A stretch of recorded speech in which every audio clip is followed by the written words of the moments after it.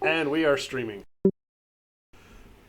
Hi, this is our first stream. We are real people that are going to be playing Shadowrun the Sixth World, which is the 6th edition of Shadowrun. We will be playing through the third parallel campaign book starting tonight. We all have a basic idea of Shadowrun. Several of us play a fair amount, but none of us is an expert of the rules. So we will screw things up, we will look like fools, and we will have fun doing it. If you don't like it, you can find another channel. That being said, let's get introductions out of the way. So, Ken. You mean Kenny? Kenny, yes, I do. Kenichi is an Oni from Japan. He was, he's a Technomancer that, what is it? Awakened, emerged, whatever, in his teenage years on the streets of Japan, and managed to fall in with Japanese corporations that were a little bit more tolerant of who he was for a time, but then when there was a whatever that thing was in 2070 when people started freaking out about technomancers, he decided to get the heck out of Dodge and ended up in Seattle. And at this point, he is now running the streets. What he is not running the streets; he's running the shadows. But yes, there we go. Kenny, the technomancer. That is Kenny, and we have Tree next. Tree is a purple profile person who's working on art. Yeah, okay. Tree is what do I want to say about myself? Tree changed her name to 28, so she's not as old of an orc as we thought she would be. She's actually pretty normal looking. She's got no tats. She could be a wage slave kind of standard looking orc, but she's not. She is magic caster and does like spirits and likes them so well that she will refuse to summon 5 types. She's born in Los Angeles. Through life paths, did a variety of different activities, so has different experiences, and yeah, like that's all I'm gonna say. And next, I'll let you get token. Next is Andrigger.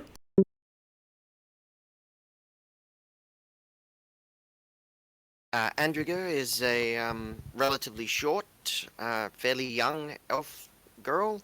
Well, technically woman, 19 years old. Daughter of a mobster, effectively a rigger mobster. And yeah, her mother was a sorceress, and she took after her mother. Possibly a little bit of pixie blood in her lineage somewhere. And because she's, as I said, not pixie level short, obviously, but she can possibly pass for a human, like only being about 5'7", which according to law is quite short for an elf. But yeah, so she comes from a bit of a protected criminal background, but parents were murdered by a rival gang, and so she's kind of been forced to join the Shadows, and her fixer, McCluskey, has basically tried getting her involved with the team of runners to kind of look after her, since he didn't particularly want to step up to that on his own, because whilst he was familiar with her father and worked with him extensively and was a friend of the family, he's trying to help her out just so that she can get started in the Shadows. She is awakened, but she's, was a very gifted sorceress. Mother got a little jealous, and she always got on better with her father in a lot of ways, so ended up getting all the rigor get out as required, although her father kind of tried dissuading her from ever getting involved in any of the business, since he wanted to protect his little girl, and but the mother encouraged her to get it because basically jealousy about the daughter potentially outcompeting her, and she's quite artistically gifted, sort of. I mean, at least she studied art and Hey, sculpture. what are we in group therapy here? Okay, I'm cutting it short, so that's about it. So yeah, Andrigger and Bacon. And we have Pills. Oi, Chalmers, it's your mate Pills. Well, if you need someone to get in somewhere where they're not supposed to, or you bring some gear across the borders, I'm your mate. And What? You want to know backstory? I ain't even interested in talking that much. that would be a choice. And last but not least, tonight we have Jack.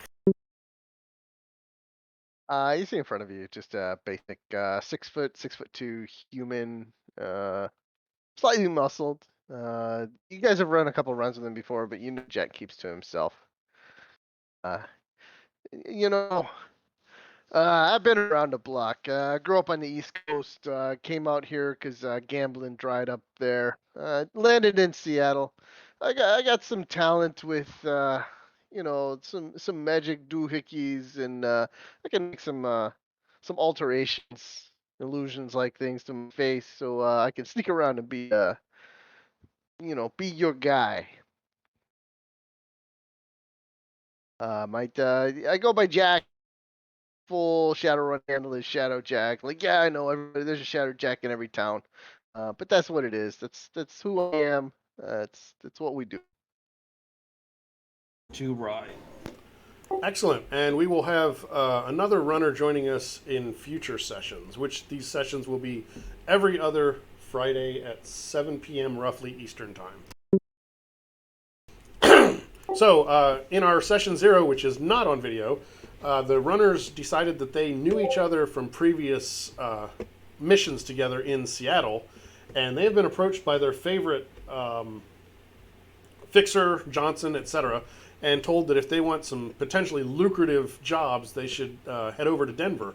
All expenses paid for them and their gear if they're willing to meet with a fixer in Denver. So we're going to start with them being new to Denver, having no place to stay, and having an appointment in just a few hours with Kat, who is their contact here in Denver. Where's that meeting at? You have been told to meet Kat in a couple hours at the cruise room, which is located at the Oxford Hotel. Is that like a cruise missile room, or is that like that ancient actor Tom Cruise? More like into hundreds. More like cruise ships. Oh, okay. They don't have ships in Denver. I feel home already. Yeah, the ocean's a little ways away from Denver. That is correct. Okay, so have we been in town a day, a week, or are we coming, landing, and going straight to meet? You've probably been here a day. It's you've been getting your legs under you, getting over jet lag, etc. So it's like I said, it's the afternoon, and your meeting's in a few hours. So you have a little bit of time to kill. Okay. So where in Denver is the meet? It is at the cruise room in the Oxford Hotel. But where's the Oxford Hotel? The Oxford Hotel is, I will actually show you. Like the part of town. It's right towards downtown. I'll ping it to you in a second. Okay.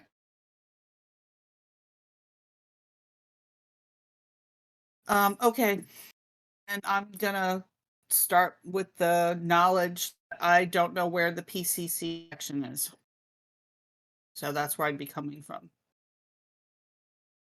Like, what's a PCC connection? The Pueblo Council. The Denver yeah. is divided into multiple countries. So Yeah. I just didn't use the whole nomenclature. Sorry. And I got Pueblo the whole front line, front support, military.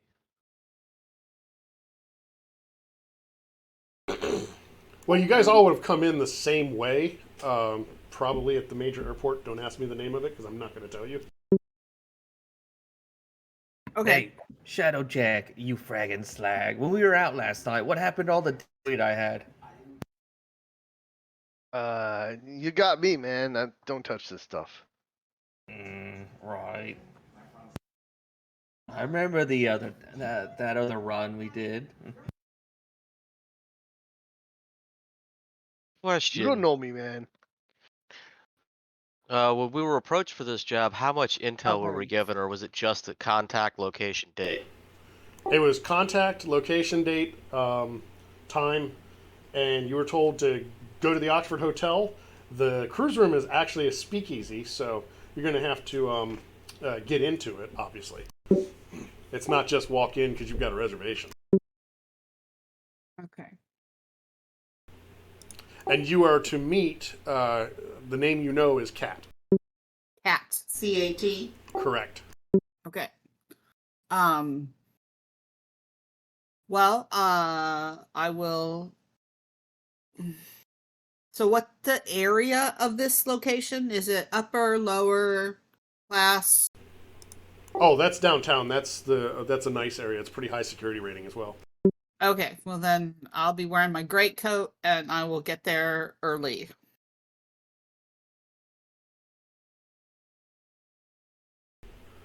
Anybody else have plans? Oh well, I guess Pills won't be bringing his crossbow then, just his staff and his coat.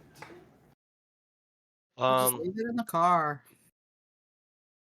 Just so we're not going in blind, Kenny would probably do a quick search on the hotel and see if anything pings over the matrix. And I'd have my gnats going around and checking things out as well. But otherwise, just approach in my standard armor clothing. It's as far as the Matrix, it's a standard hotel. It has a host with an AR presence for the public. But I mean, like, searching, like, the local BBS and stuff like that, can he find anything about this speakeasy? Any intel? How to get in, for example. The only thing, go ahead and do a Matrix search. Alright, let's see. Oh, that's in roles.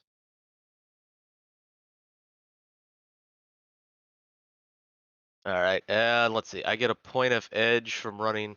So here's a question that I was not sure about with Technomancers. Can I still run a program on my comlink and benefit from it? I could probably run this search off of my comlink anyway. You could run it off of your comlink, but you cannot benefit from programs that are run off of your persona. You have a living persona, so you would have to have the emulate complex form to, and you would have to have emulate for the specific program you want to emulate, not just a generic emulate. Right. I just have a browse program for my cheap comlink, but for just doing matrix searches, I could probably do all that without actually being jumped in and just do it for my comlink, right? Yes. Ask that again.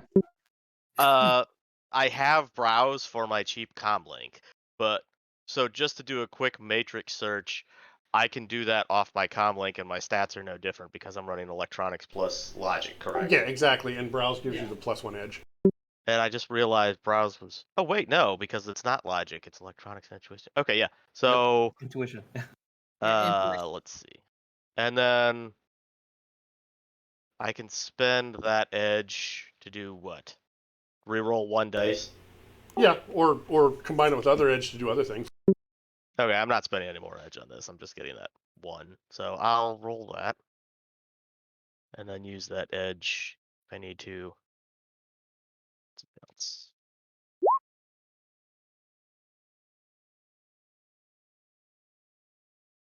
Let's see. And then one edge is just a one reroll. Is it Correct. I mean, you can do other things with it, but that's a good use of it. Yeah, I don't want to spend anything besides that one bonus point. Okay. So you have 2 hits. You find out. Well, as you can see, I've placed a picture of it on the map. That is the Oxford Hotel. That is actually the Oxford Hotel. And your little bit of information that you can dig up is that perhaps the hostess of the hotel is the person that you need to speak to or convince to let you into the speakeasy. All right. I'll let Jack know because that sounds like Jack's problem. That's somebody else's problem. So No, that's okay. You know, I got this, and I'm gonna call. I do have a local contact. She's a talismonger, so she can probably maybe get us some passes in there. I'm gonna give Edna a call. Hey Edna, Edna, you there? You there, hon? She answers. Yeah, doll. I'm in town. Jackson town. Haven't seen you in like years. That's true. You haven't. Yeah. So You're the one that left got a town. job. I got a job, and we're meeting downtown at the cruise room at that fancy Oxford hotel, and I need an inn. Do you got anything for me? Yeah. Talk to the hostess, Evelyn. She's the one. You gotta convince her that you belong in that place. So you might want to show up kind of dressy. No, I got my suit. I'm good. But Evelyn, does she know you? Can I drop your name? She won't know who I am. What? That's not my kind of place. You're famous, Edna. You'd like to think so. All right. All right. We got this. We're good. Thank you, hon. I'll if I get any good good news on this stuff, what do I owe you for this? Nothing this time. Maybe you could take me to dinner sometime while you're in town. Definitely. You're like my great aunt. I just love you to death. She sounds a little dismayed that you just implied that she's really old. You're like family. So is anybody else? I heard Andrigger wanted to do something. I didn't catch what it was. Just basically send out the gnats. So just scope out the area if possible. That part of town, obviously, you'd have to be pretty close for gnats. It's pretty high security. You're not going to penetrate into the cruise room, but it seems pretty safe in that area. There's not a whole lot of sketch going on. Cool. Well, I'll just leave one or two in appropriate locations just to keep an eye on the area and have the rest in my pocket ready to be deployed. Hiding in potted plants, huh? So, I was gonna say if that I don't know how you feel about it. A procedure for pills would be to before he goes anywhere to do little disguise work with his disguise kit. So I don't know if anyone else would be interested in partaking. Who are you trying to disguise yourself as, or what? It'd be just to help fool cameras, a little make concealer, just enough to kind of be a little less recognizable, a little more bland. Preemptive heat evasion. Of course, that Pill's a smuggler. Andrigger's not going to say no if you can afford it. Like, if you can afford the focus. She does have electrochromic contacts. Yeah, if you want to go ahead and do a couple of disguise rolls, if it becomes necessary, we'll have those. Sure. All right then. Pills just starts getting the kind of kit going and starts accentuating different things to fool the cameras. And if you've got plastic, I can try and mold some plastic clothing, like maybe change my own with that if you need help. No, just something since we're new in town. Andrigger, you want a little poof? Using Andrigger's electrochromic features and the contacts, you can add an edge to that if you'd like. So it'll be a use it or lose it. Oh, sure. Well, I'll just re-roll a dice.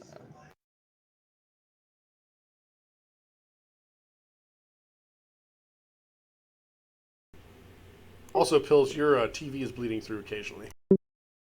Okay, I try my best. No worries. It's not overwhelmingly loud, so it's okay. Okay, well. So you have two hits. Okay, we will make note of that. I'm gonna size up the group and see who's dressed fancy and who's not so fancy, and maybe we can do something about that. Who's got like just wearing some rags? Anybody rags? You'd probably want to look at your armor or clothing and see if there's a negative social rating on it. Yeah. Does anybody have negative social rating? Okay, we can help you out. What about you, Tree? You sound like you what do you wear? I believe she had stepped away. Oh, okay. Yeah. She... Oh, well, we can fix that up. Maybe a little bit. See what is it? Do you have Reads in like... a great code, has no negative social rating. Oh, okay. That's good. That's good.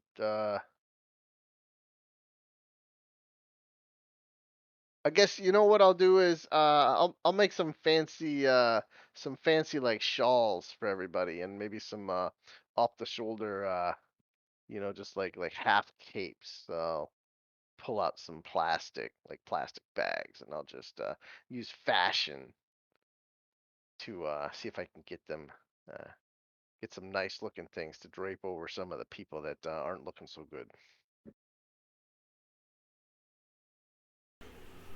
I'm gonna need to make a handout for that. Just fine. Go ahead. Oh, the vending machine the vending machine suits work just fine for pills. I'm gonna need to make a handout for the street weird fashion spell, aren't I? I suspect it's gonna be used often. If it's like 5e, then 3 successes lets him do a lot of changes. You got a page for that, Ski? Yeah, Streetwear, page 39. But it is opposed by an object resistance test, even in 6e. So So I'm using plastic. That's super malleable. simple plastic, I assume, of course. 6 dice. You thought about things, didn't you?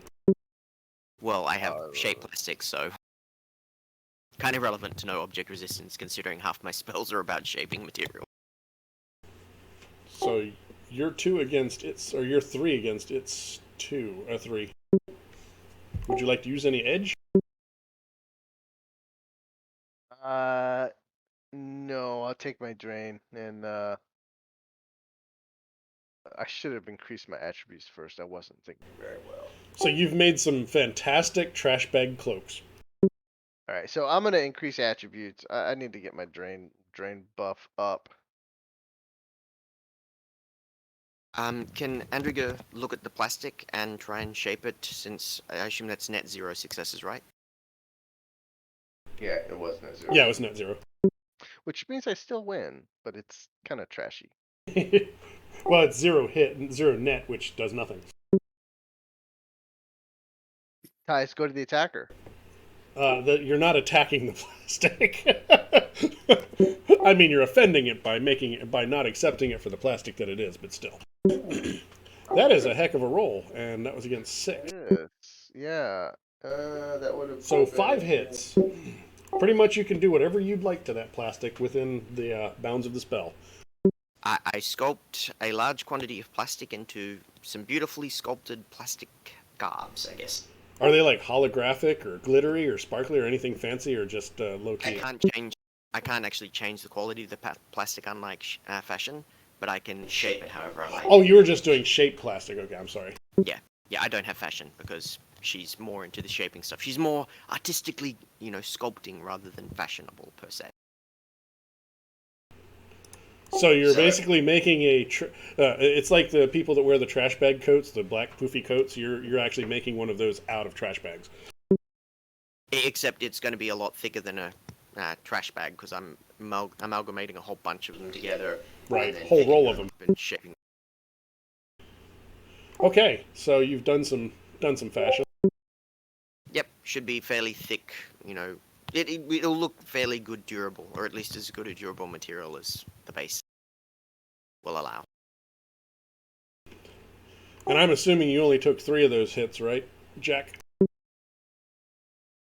No, I'm actually in trouble. I've taken 7 stuns so far. Well, I mean, you had 5 hits. You only need 3 because you can't max anything over 4. Yeah, but it's the drain is 3 plus the hits, so it's a drain of 6, and I only got 1 hit on spell drain. Yeah, but you do have the attributes boosted now.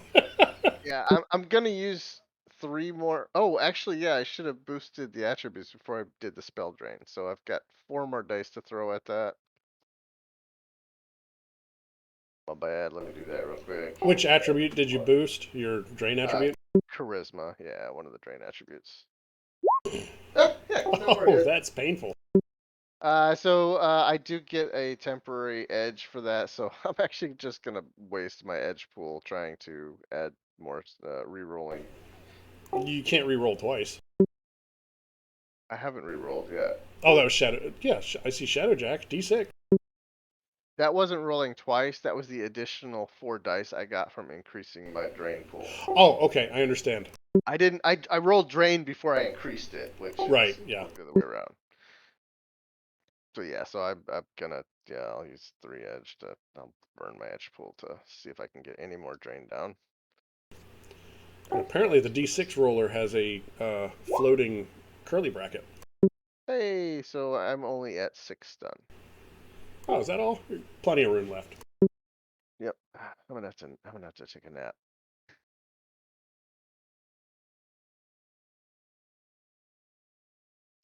But yeah, that's it for ShadowJack for now. He's hurting. So how are you getting to the Oxford Hotel? Yeah, I thought we were there. Well, who has vehicles and how do you travel? I have a vehicle with 1 spare seat if somebody wants to come with me if they need to, but I believe we've got somebody with... Tree's got a day tripper, right? And somebody said they had a BMW or something. Peel, I mean, Peel's got his BMW. Kenny has a Yeah. motorcycle. I'll ride with any of y'all.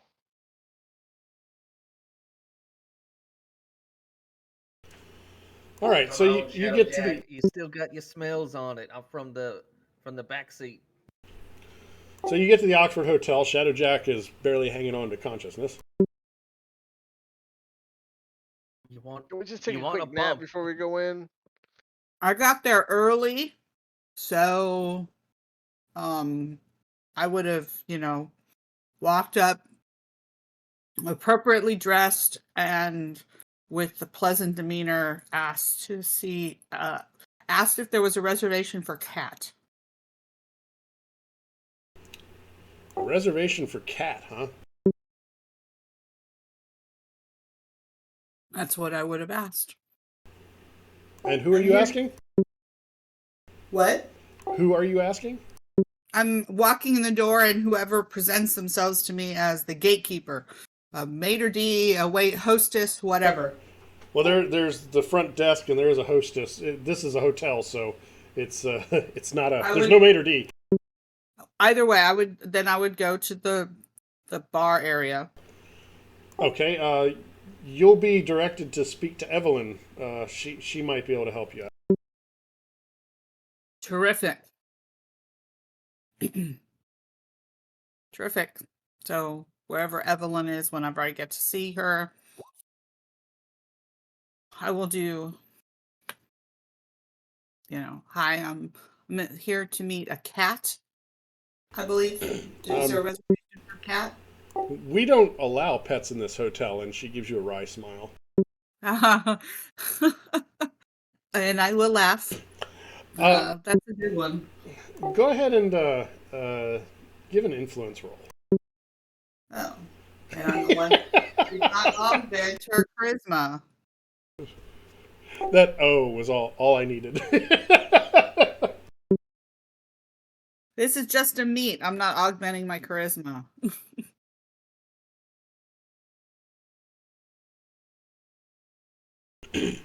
Would you like to use some edge on that?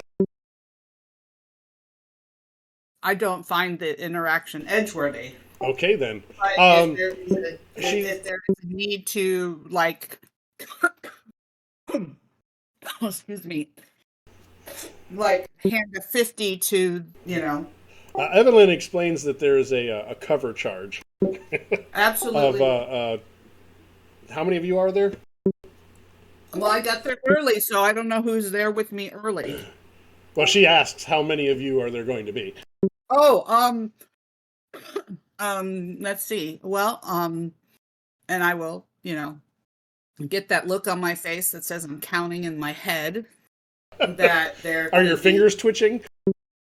No, just got the looking up to the ceiling, counting in my head, pleasant smile on my face. Well, I think I know of maybe 4 other people, but I'm not quite sure who my friend is, who else might be here. So, at least 6.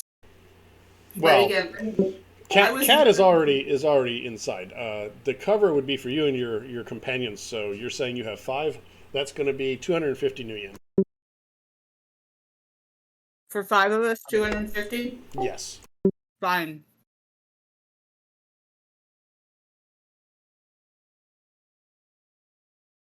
Okay. And she will nod across the room towards a painting of the old Queen Mary cruise liner. And she'll tell you that maybe you should take a closer look and lean on the railing there while you look at that picture. Oh, okay. I will lean on the railing as I look at the picture. And the wall folds away as secret walls do. Oh, well, I give her a glance as she's looking at me with a big smile on my face and whisper, "Nifty." And what you see is a wine bottle shaped room in the. It's a little cocktail lounge that looks like it's frozen in time with Art Deco styling fashioned after a lounge on the Queen Mary cruise liner. I have a picture of what I think it should look like.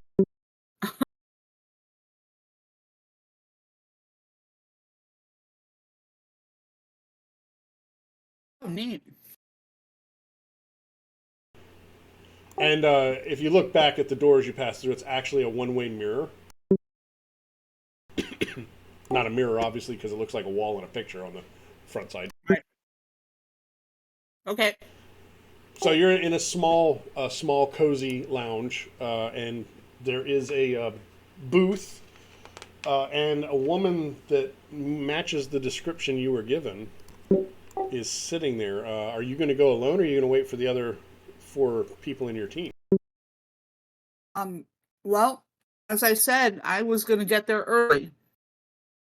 So, There is a small bar. okay. I mean, I would present myself, and acknowledging that I'm early. I hope that's not a problem. Kat responds that in some circles it might be, but I have no problem with it.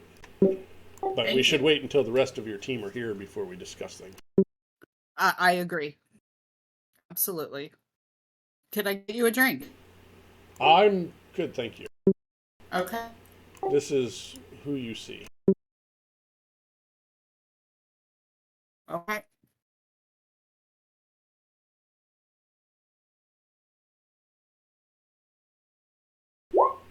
So, what is everybody else doing? You've been left outside. I guess we just arrive in, at least. Did Tree, did Tree pass on the information on how to get into the other team members? Not actually. I guess as a player, I'm a little unclear how we do absolutely know each other. We arrived together. Yeah, you guys in our session 0 had decided that you knew each other from missions in Seattle.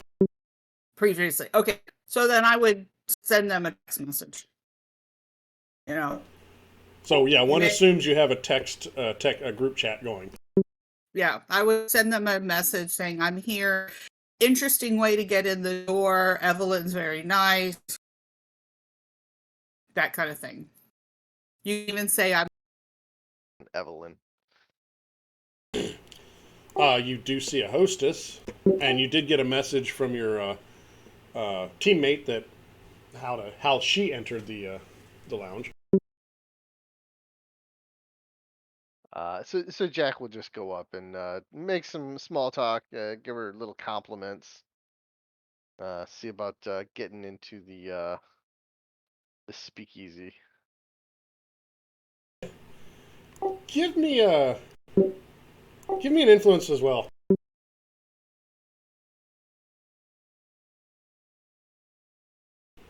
The fact that your first face roll has wounds. Yes. I gotta take some of that off there too. All right, so you overwhelm her with your charm, and she explains that she's pretty sure your teammate already paid the entry fee, as it were. Oh, that's too bad. I was hoping to, kind of work out a deal with you, but it's all good at the end of the day. Working girl, she got to make her money, right?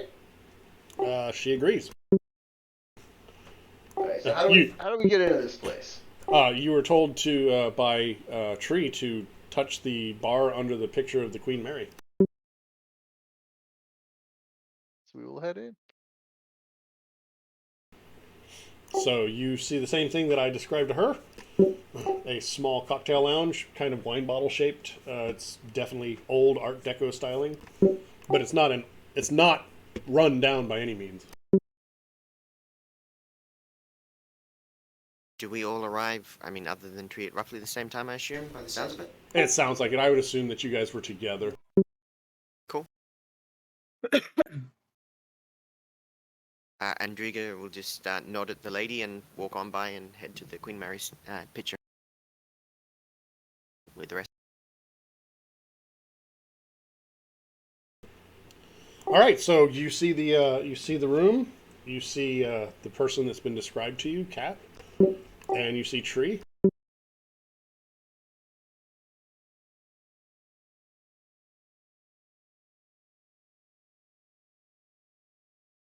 Well, as we presumably all walk up and sit down, Kenny will make a point to introduce himself, bowing slightly and rather formally. Cat, I assume. You may call me Kenny. Andrigger will, she will curtsy in her nice new, wonderful plastic trash bags dress that doesn't look like a trash bag at all, and just give a polite curtsy and say, "Greetings. My name is. Well, you can call me Andrigger." It's good to meet you. Pills will walk up and just kind of the nod and head. All right. So we do we start with cocktail hour, or do we get down to the business? If you'd like to order a drink, that's fine.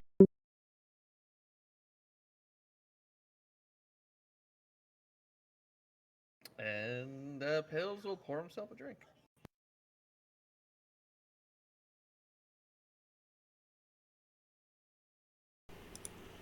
So, now that everybody's here, I am Carol McTavish. You can call me Cat. And you see before you a pleasant-looking orc woman who is not particularly young, but not particularly old. She definitely has a wizened appearance to her. And she, after introducing herself, says, "Okay, straight to business. I need you to investigate a business that I think is doing some research, and I need three things from you. I need to know who owns the actual business, not the name that's on the rent agreement, who actually owns it. I need to know what the details are of their research. I will pay 50,000 new yen total, with the stipulation of, if you do not find out who the owner is, there will be a 25,000 new yen penalty. If you do not find all of the research data, there will be another 12,500 new yen penalty. The objective is a black site somewhere in the vicinity of a packing plant called Free Zone Meats.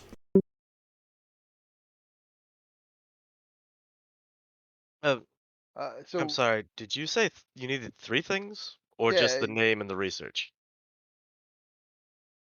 yeah, you did say you needed 3 items, and then you only listed 2. Oh, well, there's multiple research things going on, I'm sure. I need as much of that as you can get. Okay, so who owns the business, and then 2 of the research things they're researching. Details. All of the research you can find. Right. I mean, that's still only 2 What's things. well, Miss Cat, Pills. Well, what's as I understand, Denver still has lots of different boundaries. Is there this not familiar with this place? What boundary is this located in? This is in. Stop asking hard questions. This is in an area that you'll have easy access to. Okay. Like I said, I gave Pales want to know if it was. I don't know. Is it still like as technology? Didn't it get split like as Oh, as technology, technology Pueblo, got and kicked out. Yeah, as Oh. technology got chased out by Ghostwalker, the PCC still has a presence. I believe MCT. I believe most of the other Big Ten have presence. Also, UCAS has a presence, and I'm sure I'm forgetting somebody else. Cass has Okay. a presence. Cass I think has a very tiny presence. They've been kind of nudged out too, haven't they? I think there's 3 geographic zones: Cass, UCAS, and MPCC, and then the major corps other than As Technology should be represented. I need to reread the geography section of the book to try and draw out the map for my own understanding. Once I have that, I will be happy to share it. Oh, cool. That's fine. These points of interest on the actual map are actual addresses. I don't know that the ones with actual numbers are, but the ones that I've put on that don't have a number actually coincide with real addresses. Cool. So Free Zone Meats is south of downtown as you're heading out of town towards Colorado Springs. Oh, Colorado Springs. Okay. Yeah, the Denver area is basically a mega metropolis. Right. So, Pills also asked. So, if you don't mind, what kind of business are we directing? Is it more just information, chemical, explosive? I don't know. That's what I need you to find out. I've been found out information that implies that it's something that I might be interested in. The people that I work for would be interested in, so I am trying to find out what's going on there.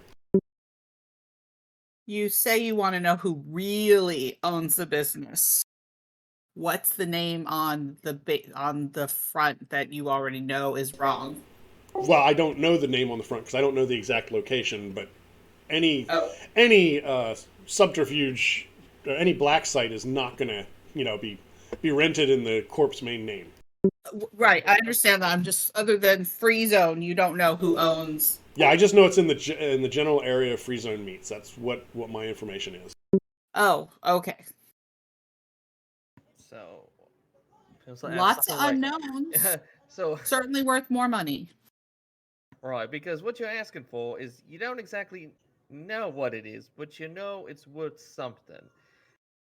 Is there anything that can help us narrow the search a bit? Because if that's the case, I mean, we could, get you a bunch of information about the local meat, the meat packing plant, and it's hidden out as technology. So. Well, my little birdie said that it would probably stand out when somebody started looking for it.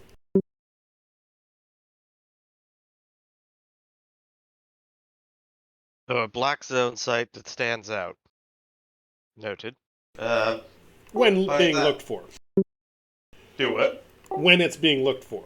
It would be obvious that there's something untoward when you start looking in the right places.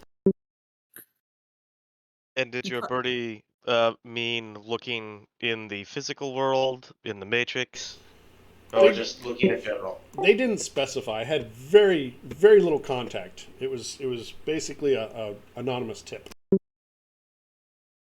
So I certainly want to negotiate the pay. So there's my influence. Are you negotiating or are you helping your face? I'm helping whoever is the lead by acknowledging that it's going to be a lot more work than It's not obviously a simple job. It's worth more than 50,000 for the team. Is our face at the keyboard? Yep. You've been very quiet. We'll happily jump in and smooth Carol Cat McTavish to a much higher price for our group band of hardy adventurers. It looks like, is anybody else helping with this? It sounded like just Andrigger and Tree were involved, or did I hear Pills as well? I was trying to jump in here and ask this. I forgot.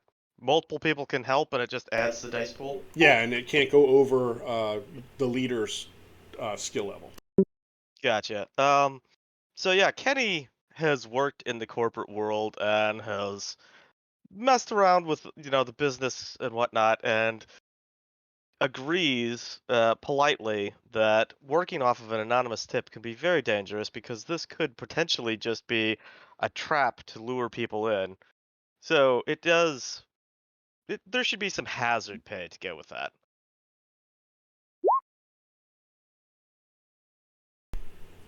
So that's 4 bonus dice for Jack. Are you the leader of this? Yeah, Jack will lead this. Jack's social rating is a 15. How is Miss McTavish? Is she outfitted very nicely? Not that nicely. She has a nice dress on, as you can see from the picture, but you're definitely maybe a little too classy for the location, but you get an edge. Excellent. I am a little edge dry at the moment, so rubbing my nose, that's a good thing. So my friends have got me an additional 4 points, which is what I can take. So I will roll with that 4. Wish me luck, y'all. Do you have first impression or anything like that? No, I don't have any of that stuff. Okay, so you have 8 hits. That's pretty amazing. Especially with 2 wounds, and I'm still a little woozy. You got a drink?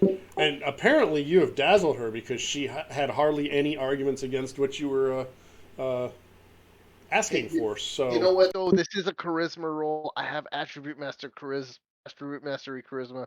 How about just reroll that 1? Wow. Okay.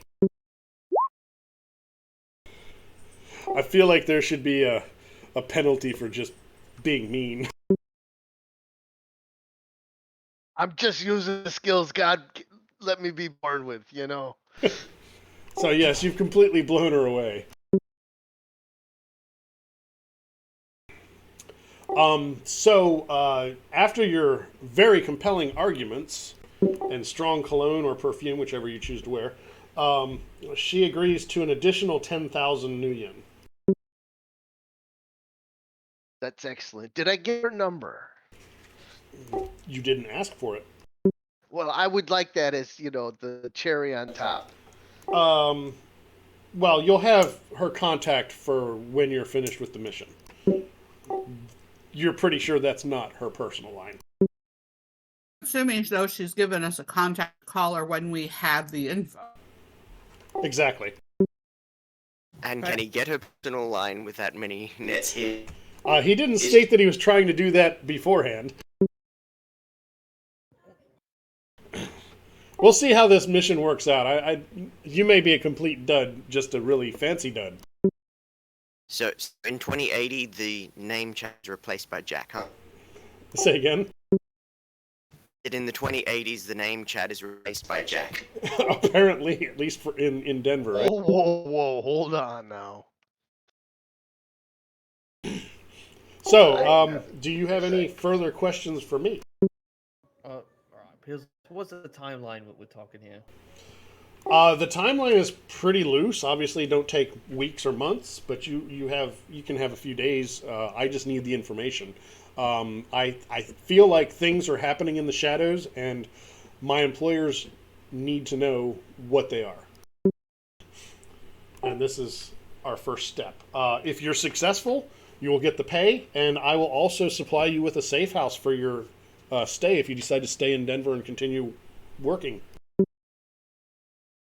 So we will kind of, after some of the questions have settled down, we'll ask, are you interested in Other information? Should we stumble upon something that may not be directly related to this inquiry against this black site? Can you rephrase that? We pay for other information if we learn something else. Well, it depends on the information. I'm always up for good information. Terrific.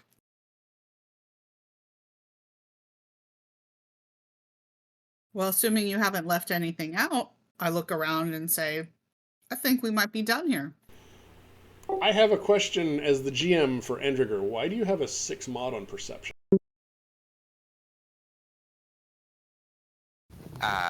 I've got visual eyes, like the +3 from Cyber Eyes, but perception I've only got 1 rank in it. So. Right, but it on your sheet it has a mod. The mod column in skills is 6. I'm just trying to wrap my head around that. That's for the. That's assuming I was rigged in, so you get the +3 from the control rig 3 and the. Okay, make sure when you're doing normal perception with your meat body that yeah. Does anybody have a perception 4 or greater? No, I have 3, but not. Are you guys getting rating 4 or higher, or a total dice pool of 4 or higher?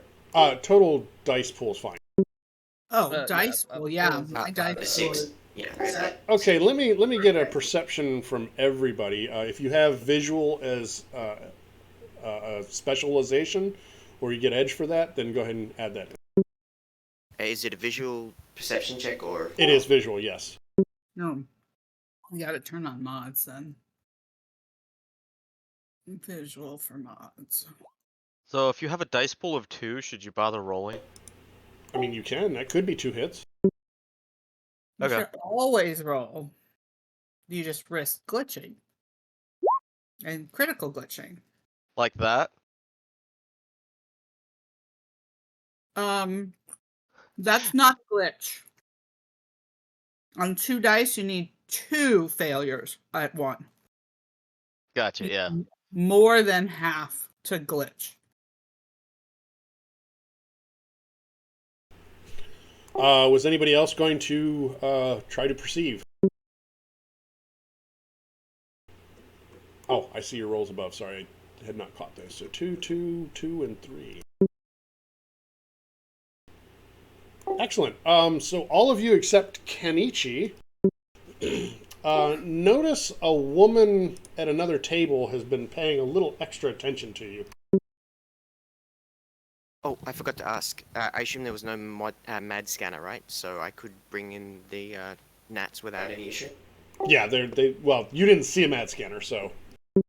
Okay, well, I said I had them in my pocket, so I assume no one called me. No, nobody called you out. I don't think any of you were heavily armed at this point. You sounded like you had dressed down for the occasion. I might see if I can let a gnat go and just lean my head against the stool type stuff, or the wall, and have the little gnat check out this woman, if that's it. Sure.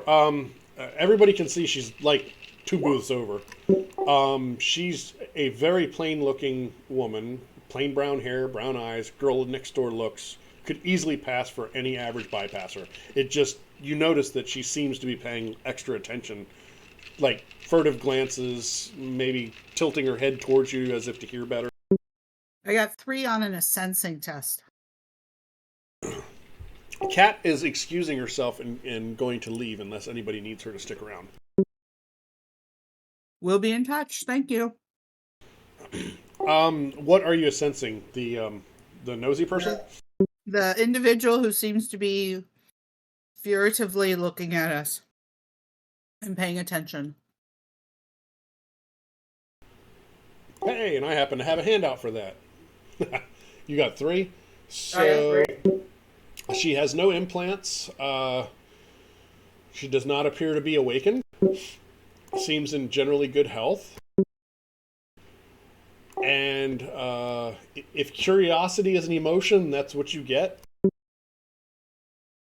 It is. Okay. She doesn't seem to have any malignant aura to her. Is Is she sitting there alone in the booth, or is it Yes, somebody with- she's sitting alone. She has has a plate of food in front of her and a drink.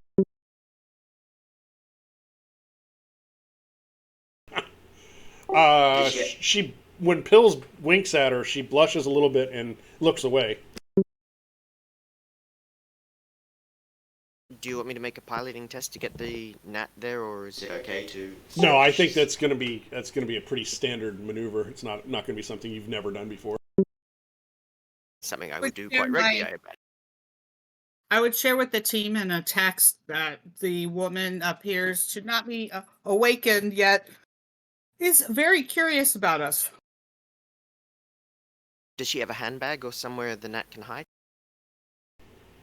No. And also, I'm going to assume you were still sensing. When she blushed and turned away, you got a tinge of the rose of embarrassment. Embarrassed as in I got caught. Embarrassed as in Well, you don't know because you probably didn't see Pills wink at her. gotcha. Well, but the emotion of embarrassment could be tinged in different ways, like angry or Flustered would be probably Flustered, accurate. okay. Yeah. Gotcha.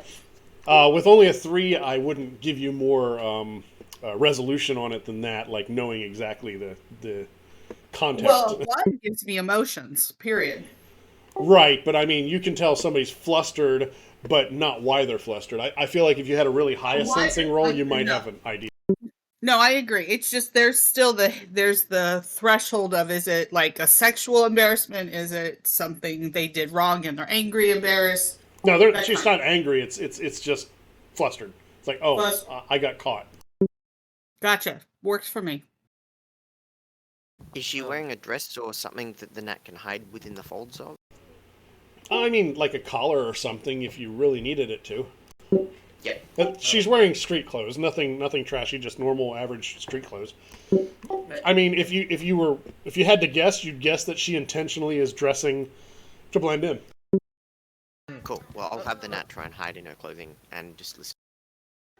Yep, Pills. The drinks are on the Johnson, right? The game. Oh, the first one was. Cat is gone. Oh, okay. You know what? With the 2 hits, could it pill or does it need? Can Pills tell what kind of? Does it look like wine or is it like a whiskey, a beer? Looked like soy calf actually. Okay. Pills will actually, from the menu, I guess, send her like a coffee liquor, like a liquor drink with coffee, and then I'm gonna say chirp, see you later, bird, and then I guess as like a message to it. So it's kind of like a delivery. I'm assuming you can do kind of like an Uber, but send that to the system to send to the one that's looking at us. Say that one more time. I'll just say chirps you some other time, and then with the drink order for her. Ah, okay. Well, what did you order? Just another soy calf? Like a coffee, like another coffee, like an alcoholic coffee drink or something. Oh, she looks over, like kind of cheers to you with the glass, tastes it, sets it down, and keeps eating. And she's not paying attention to you guys anymore. Oh, yeah. Pills would have did the cool thing and like been walking away as he did the order. So. Ah, okay. Well, yeah. So, sending a message, not out loud, to the team that we probably should continue our conversation about this job elsewhere. Hey, Kenny, you wanna take a look at that gal over there and just find out if you can find any information off her devices? Hey, what? What? Why are we concerned about her? Because you got a text message from me about her. I know. I asked about this. There was no context. Sorry. Oh, Never mind. I'm assuming at some point you yeah, filled me in. Yeah, good. Take a look at her. She's acting Oh, Kenny, suspicious. here's a Um, pic.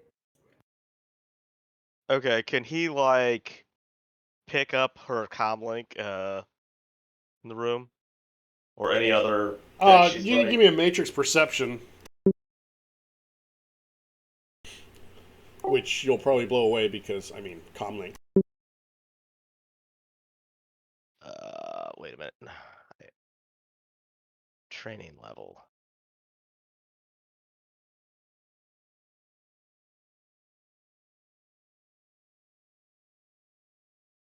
Is that the right roll? Did you roll it from the rolls tab? Yeah. Then it probably is. Assuming your matrix persona is set up properly in the matrix section. One hit's fine. I mean, it's a comlink and it's not running silent. Okay. There's a meta link in her general area. A meta link, you say? Yeah, the the rating 1 links that like all runners use. The El Cheapo burner phone. Yeah. I'll let Jack know that she's running like the cheapest crap you can buy. Like, do we really care for me to try and get into that, or just let it go?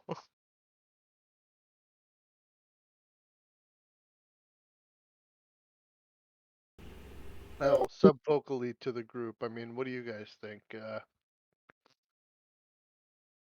She was definitely taking interest in the meeting here.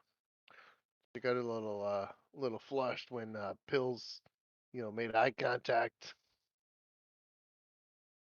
I kind of feel like we should investigate this. This might be something that could hook us up later on. If Right. Kenny's happy to. Yeah, if Kenny's happy to, then it's probably better safe than sorry. But we don't need to stay here while he does it. So why don't we move along, and that gives us a little more, he can keep doing what he's doing, but we don't need to sit here while he does it.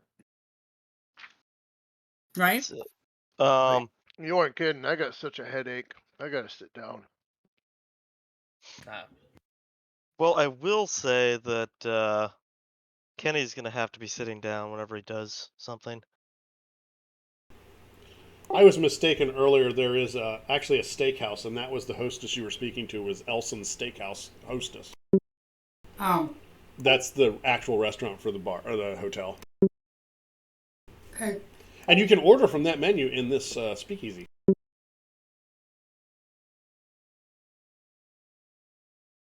Seriously, you can't just hack an AR as we leave? Um. In AR, you could. Yeah. Oh, yeah. Okay. I guess my stuff still works if I'm not fully. Yeah, active. that's the beauty of a Technomancer is you can do things without going hot sim. I mean, deckers can too, but you don't have to be doing things with a deck to do it. Okay. Well, sure. You just don't have the added initiative dice. So let's see. So what exactly are you trying to do? I guess get into her meta link and find out if there's any information on her inside the meta link. So are you going to try and do backdoor entry or brute force? Backdoor. So you would do probe first to see if you can build some exploits. And let's see. The analytical mind carries over, right? I believe it does, yes. I think they turned that off for SRM, but we are not doing SRM. So let me see. So I'm generating edge? Whoa! All right, so I'll do a quick probe on her meta link there.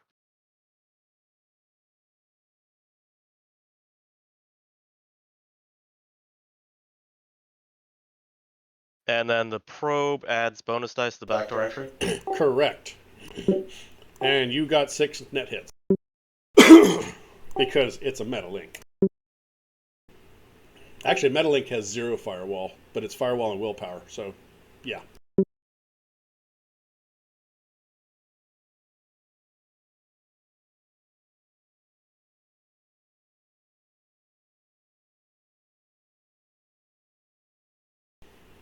All right, so you are in because any net lets you in with admin access, and it's not illegal admin access. I just realized that you don't have a baby monitor, so I'm going to have to track your OS. I don't like that. At least until he reboots.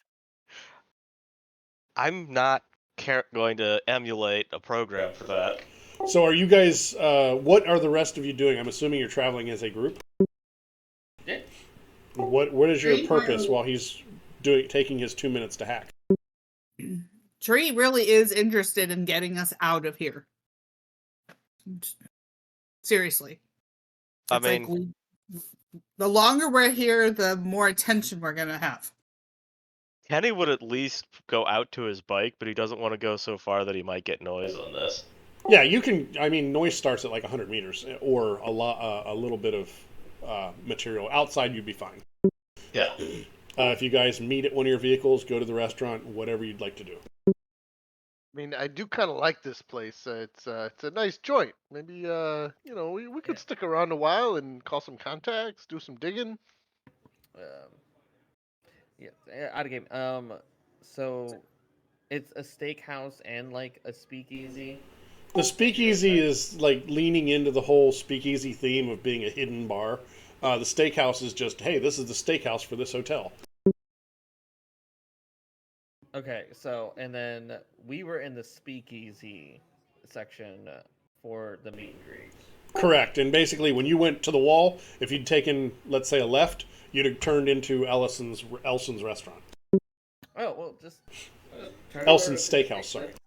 Let's just go to the steakhouse and go to the bar there. Right. Let's just go to the bar. Let's just hang up a seat. Do any of you have street or squatter lifestyle? No. I don't. No. Loafer. All right, then as long as you're not drinking top shelf, your lifestyle's probably going to cover drinks and a normal meal.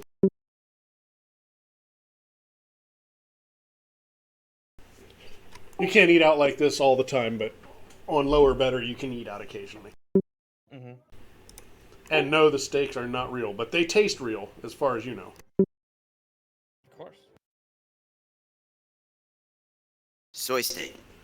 The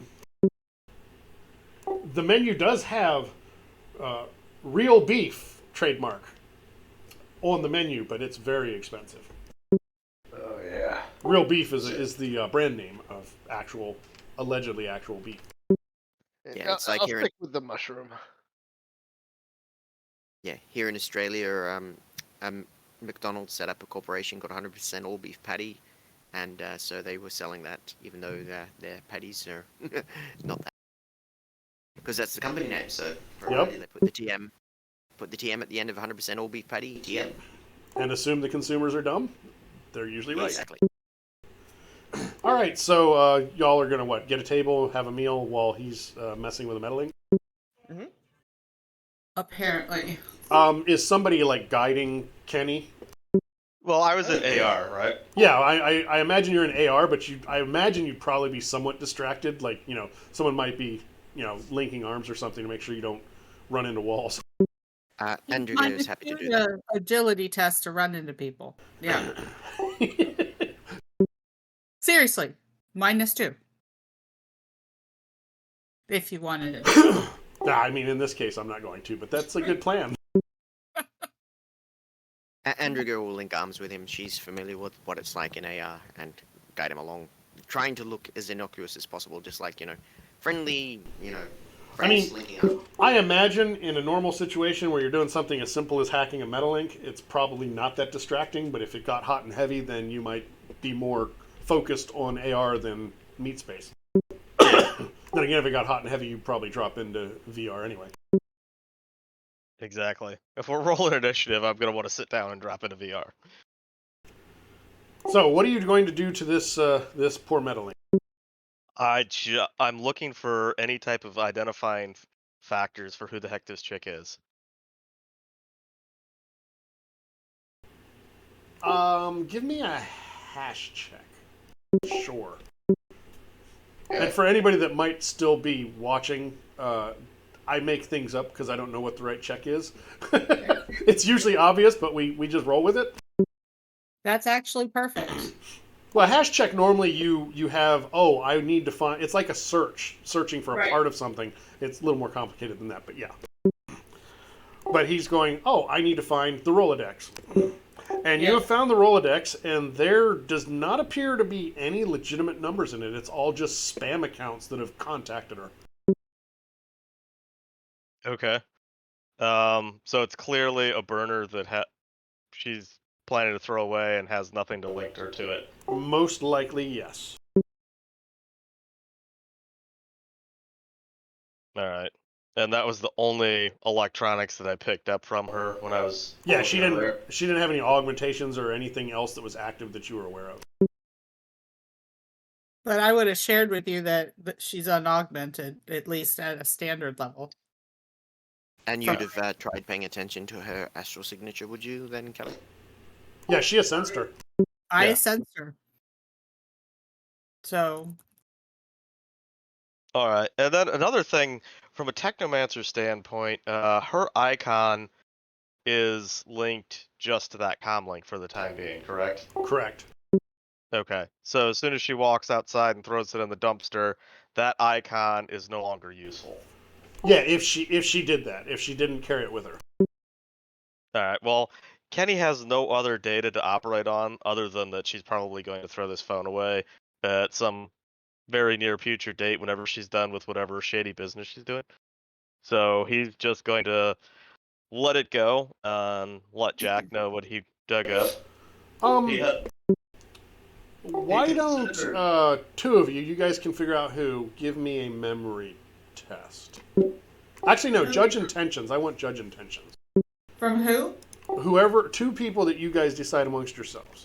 Whoever you feel would be the most judgmental, that's not the right word, the most able to judge her intention.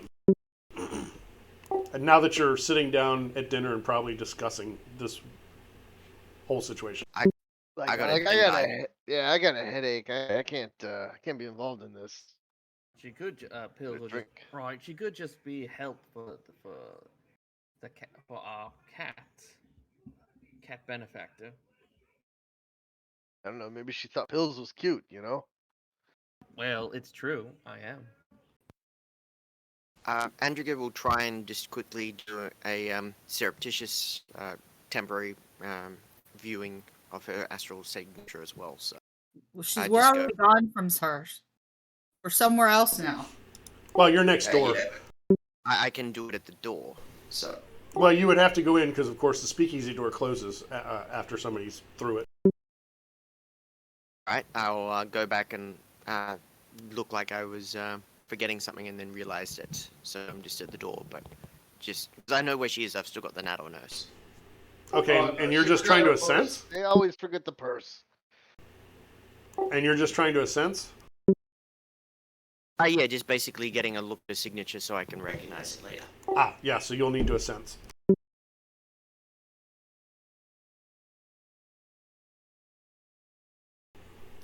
Is that even an opposed roll? I don't think it is it? It is not, but there's a threshold if they are modifying their signature on whether or not you accurately read it. That's fair, but yeah, no, she's as far as you know, you've got her signature. Cool. I've got the signature she projected at the moment at any rate. I can be reliant on that. I'm pretty sure that certain the masking and such meta magics can also add a threshold to that test. Yes, that's what I'm saying. I get to see whatever she's allowing there to be seen. Well, as far as anybody can tell, she is not awakened. Right. Yes. But if you're masking, you can mask as though you're unawakened as well. And did anybody do the judge intentions?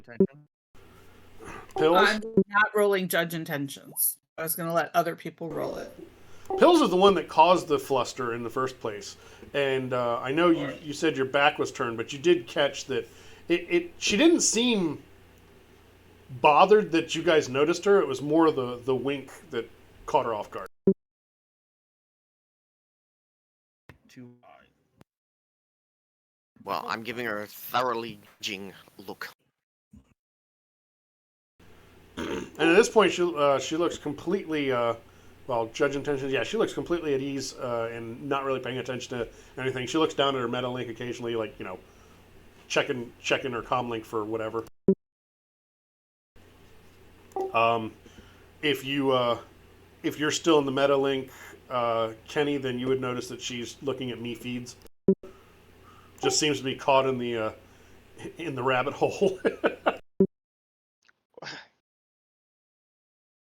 She at Twitter or TikTok or something. That's me feed.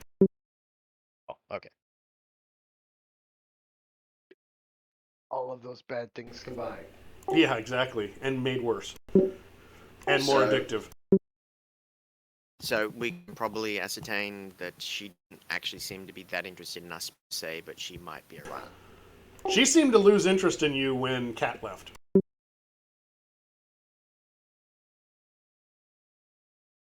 Well, I think we should do some checking up on this cat lady. While at the table, nursing probably a slow gin. That might head. Are you guys spending? How long are you going to spend in the restaurant doing your whatever legwork or whatever you're doing? As little as possible, because I'm not going to do anything while I'm here. I'm just I'm gonna steak dinner. Not real steak, but like mushroom steak. Yeah, you're going to have the meal that you can afford. It'll probably take an hour all told if you want to go ahead and do a natural healing on your stun. Well, certainly I will not turn that down. Because you keep saying that you have a headache, so I'm assuming you're not doing a whole lot. No, not doing a whole lot. Hey, I got me down to one bar. There you go. Or do I add one to that? Does that have the one in there? It's not a healing roll, it's natural healing. There is no +1. Okay. That's the one thing that augmented people aren't penalized by. Yep. All right. So during the time, I am gonna reach out to a friend of mine. She's a private detective. I believe, Seattle, but maybe she can just pull up a little bit of rumors and this cat lady. She's a Seattle detective? She's a Seattle private investigator, but I don't see why she couldn't get in the Matrix and just do some rumor, picking up some rumors and stuff. Probably not specialized knowledge. No, because she's not local. Yeah, what do you want? I'm eating dinner. I mean, hey, I'm eating dinner too. Look at this place, and I'll flash the AR around. Oh, look at you showing off. Well, I'm just I'm in Denver, and we're checking out this chick, Cat McTavish. Cat McTavish. Can you dig up some dirt from this lake for me? Let me finish my dinner. I might call you back if I find something. Yeah, no rush. I mean, we got some time in this one.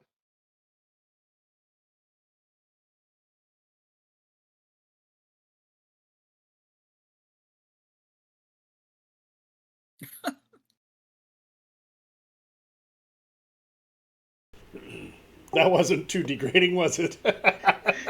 Oh, it's fine. Just wanted to make sure in case, while we're here, anybody's running their comm links, doing anything, just to make sure that no one's tracking what we're doing. Which I'm going to assume is going to be SOP as long as you all are close enough to do it. right. Okay. I will make assumptions on your behalf until I decide not to because it helps me kill you faster. Can the my drones have to be slave to the RCC, but can the RCC still be within his pan so that it uses that? Yes, that's how it works. Sweet. But you don't get two firewalls. You basically get his firewall and your RCC firewall doesn't matter unless it's a situation where his pan isn't applicable. But if they attack the drone, then they're attacking my RCC. Would it use my RCC stats or his stats? Because unless they're somehow directly affecting the drone, they would have to go through his firewall to get to your drone on the Matrix. Now that's So- if it's on the RCC, or if you're jumped in. If it's on Dogbrain, then it's on its own. Its dog brain is run through the RCC. So Is it? Okay, then I'll take your word for it. Remote control, I thought, was just you tell it to do a thing. It doesn't need the RCC. It just does the thing. Active control is where you're sharing your autosofts and your firewall. active control, then, yeah, I guess is the way you'd phrase it. I mean, I don't have to do much, but Yeah, to me, when I use the term dog brain, it may be incorrect, but to me it means that you've basically said, okay, Nat, go follow this person. I'll check in later. And so that's remote control as opposed to RCC control. okay, because the Nats go through the RCC as well. So I can have 15 drones in total when I only actually have 11, so Okay, that's fine. 10 Nats and 1 Samurai. I don't think it's the drones. I think it's the number of software that you're running on the drones. No, there's two different things. One is the number of drones, and the other is the actual number of active programs. You can slave up to 3 times the device rating. Exactly. Of the RCC. Okay, so where were we?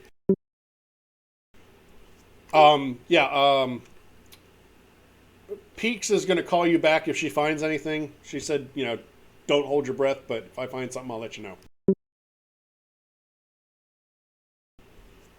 Anybody else doing any legwork, matrix searches, contact calls, etc.? Not here. Pills will present right. So I need a lay of the land here. So I think after our lovely dinner, I'm gonna take a drive if any of you want to go with me. And out of game, Pills, because he does have knowledge of smuggler routes, security, black market, espionage techniques. But I think as we were kind of putting it, since we're not in our usual haunts, Pills wants to try to learn the area and try to acclimate his skills better, his knowledge skills better in this area. So.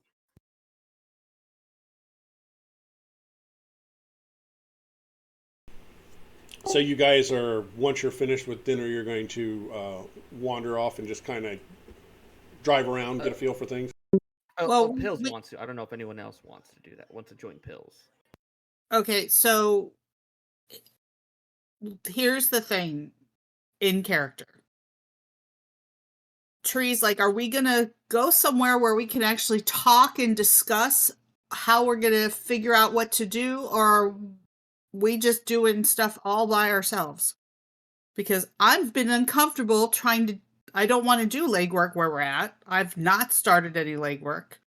I mean, we're new in town. We're nobodies. Like, where are we gonna go? Do you have a place? Well, we've been here for more than a day, so yes, we've been living somewhere. Well, no, you arrived the day prior. You basically had a day to get over jet lag and get your feet under you. Somewhere. So you've got a hotel that you've been put up in, not a great hotel, not this hotel.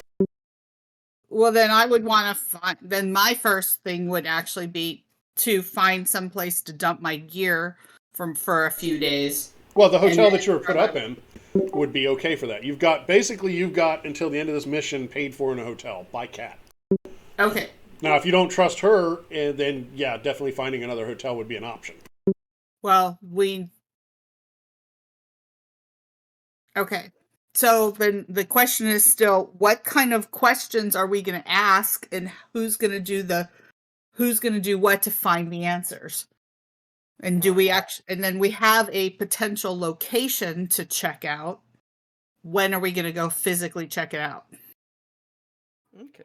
Well, Pills will start. Well, they said it's the south, right? So I say I'm gonna take a drive out there. Just do a little bit of sightseeing. Maybe look for the best dives, diners, and drive-ins, and get a lay of the land. And then if whoever wants to come with me, we can talk shop a little bit more. But I think right now we're just enjoying a meal in the new city.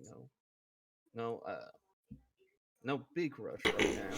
And your map soft looks exactly like the Roll20 screen you're on right now. Yeah, I'm sure it has a few more details to it, but You can zoom in a little bit closer than you can with this map. right. The location though I should be able to find it on the maps off. The location of what? The address or the area that she has us researching. So you look up FZ meets. So Yeah. give me a matrix search. Matrix search for a map soft? Reading a map? Yeah. I mean, Okay. it's not a high threshold. It's basically a non-zero answer. And you get an edge because of the map soft. Matrix search. Let's see if I've got my things set up right. So if you have browse on your... I do have browse. so you would have 2 use it or lose it edge right now. Okay, use it or lose it? Yeah, right. they don't stick around. I'm not trained, but I'm not untrained. So I got 2 hits. Which if you've got that edge, if you want to use it, but I'm going to tell you now you don't need to. And I'm not going to use them. Yeah, you find the location is, and I'm going to put it on the map for you. It's almost like I prepared for this. Wow.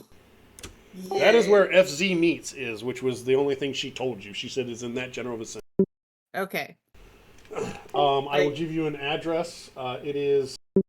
You said you were going to show something? Yeah, I shift pinged you on Roll20. Did you not get it? I did not see it. It's south of downtown and a little bit to the west. Okay, can you ping it again? I expand the picture. Ah, there we go. So almost gone with the lights. Yeah, it's at the edge of town. It's FZ meets. Gotcha. Chuz, yeah, FC for free zone. Go ahead. Chuz, if you press shift and ping, then I it will, was doing that. It didn't move for me. So. I was on the GM layer because I'm dumb. Okay, so that's like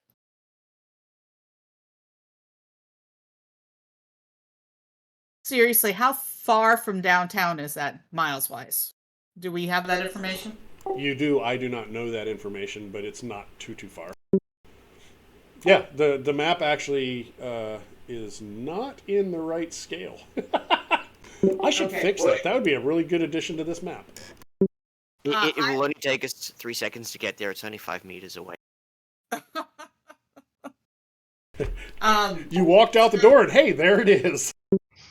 So I'm not opposed to taking a nighttime drive out there to check it out.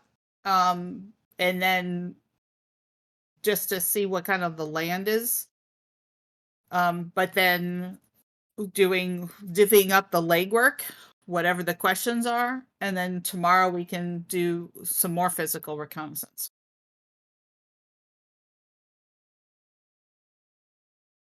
Question: would a mapsoft include satellite imagery? Maybe, probably. I mean, Yeah. I look at it like Google Maps. Yeah, it won't be current satellite imagery, but Yeah, it wouldn't be live satellite imagery. It'd be like actually, probably every month or so. The map is updated regularly as long as I'm in connection. So I paid for a mapsoft. I paid for 3 mapsofts actually. That's wise. I thought so too. I paid for other things as well, which we won't go into right now.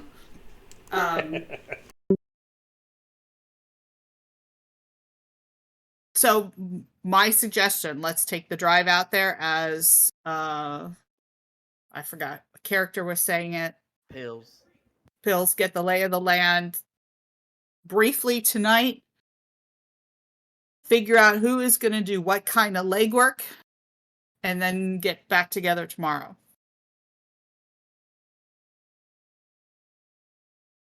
Made you a distance stick. I checked out a map of Denver. That blue line I put down in the lower right corner. That's 5 miles. Yeah, I was going to do that after the session, before the next session, and actually change the map.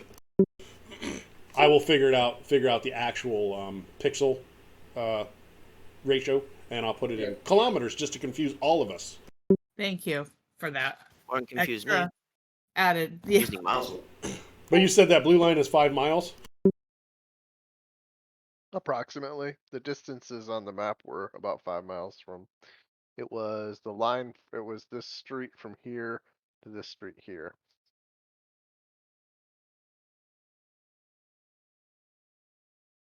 So we're looking at like a 15, 20-mile drive. Yeah, it's not a long drive by any means.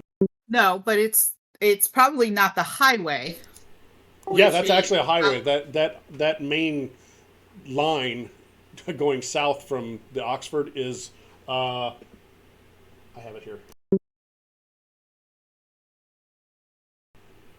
It is the location is just west of Highway 85, which is a major north-south highway, interstate. Well, Right. not interstate anymore because no states. And it's a few hundred meters south of Colorado 470. So the east-west is Colorado 470, and the north-south is 85. Okay. And I will say this book is lovely. It seems like just about every important location they actually give me an address for. I'll report back on that further as things progress. So to my suggestion for the game plan, I hear crickets. Doing a drive-by tonight seems like it would be a good idea. I mean, we don't even know what we're looking for out there at this point. Right. I mean, I am driving, so. And I have a car too. I mean, we shouldn't take everybody's cars. Well, if we want to talk shop, it'd probably be better if we take, as few cars as possible. Well, talking shop with our communications is actually not an issue.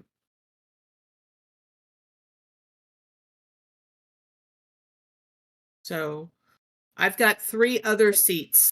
I can take 3 more people.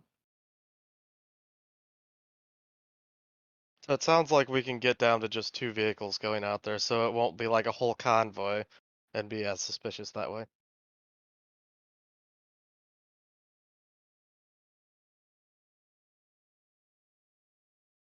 So who wants to go with Pills and who wants to go with me?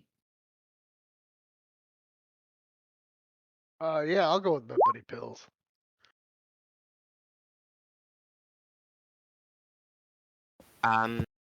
If I can grab out my RCC from my compartment, I guess I can leave my car. But otherwise, I'd probably just take my own car, since the RCC is hidden in the compartment there. Then you probably should not take it out in the middle of a very Exactly. public area. Exactly. I'll just take my car, but I can take one more person. So out of game pills, it looks like for my car I can see 3 people. So I'll go with Pills then, and I'll leave my vehicle behind. Kenny will ride with Andrigger. The techno people in the car together. I mean, are you gonna fit in that tiny little car? Hey, it's a jackrabbit. It's not that small. I mean, Major and I fit easily, and we've got room for one more. Isn't he a troll? Oh, that's a point. He's an Oni, which is a type of troll. Is it a troll or No, a... it's an orc. It's an Oh, orc. okay. So he's definitely a bit bigger. He's large for a human, but he's not a troll. Yeah, he should be able to fit because it's not modified for anything other than normal human size. Okay, so 3 and 2, we're good to go. So we get there. Yes, and what are you trying to find out? What is actually there? What do we see in the area of this? Yeah, what do we see? Is there a building? Is there a parking lot? Are people going in and out? Complex, shopping complex. Of FZ Meats, yes, it's a pretty big complex. It's about 130 meters along each side, and around 100 meters out from the building itself are double layers of fencing. It is, real beef is a valuable commodity. And you see ads in AR and in meat space for real beef, and it looks like on the building. Give me a perception, whoever would like to. Visual. sure.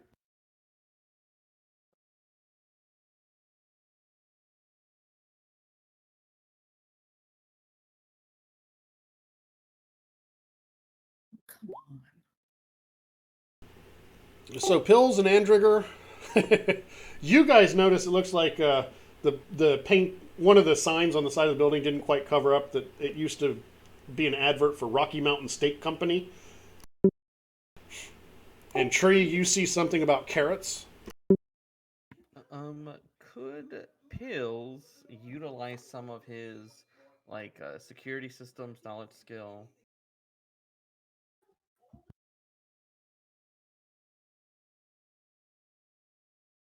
Would that be a memory test then?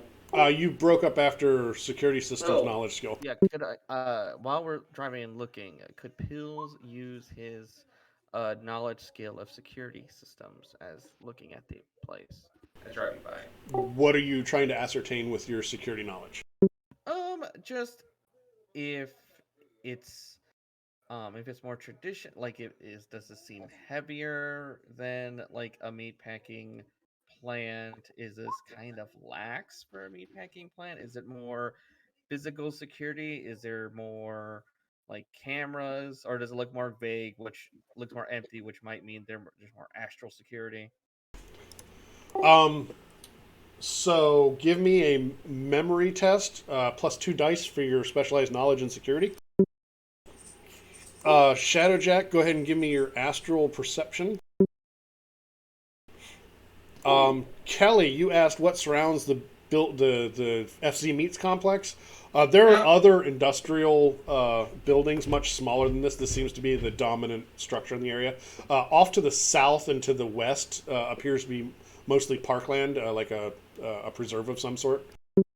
So there's no residential area. There's no shopping area. No, I mean the occasional Quickie Mart or whatever the 2081 equivalent is. Yeah. Okay. Okay, so one hit on that memory test. You have a suspicion that may be an electrified fence. It seems like that configuration of a fence just a few meters away from another one is a common thing with electrified fences. Now, whether it's energized or not, you don't know.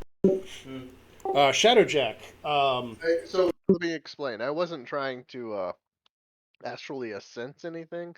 I was just trying to get an impression of the building and its environments. Like sometimes, like if you're near a hospital, it just feels down and disease. That's a sensing.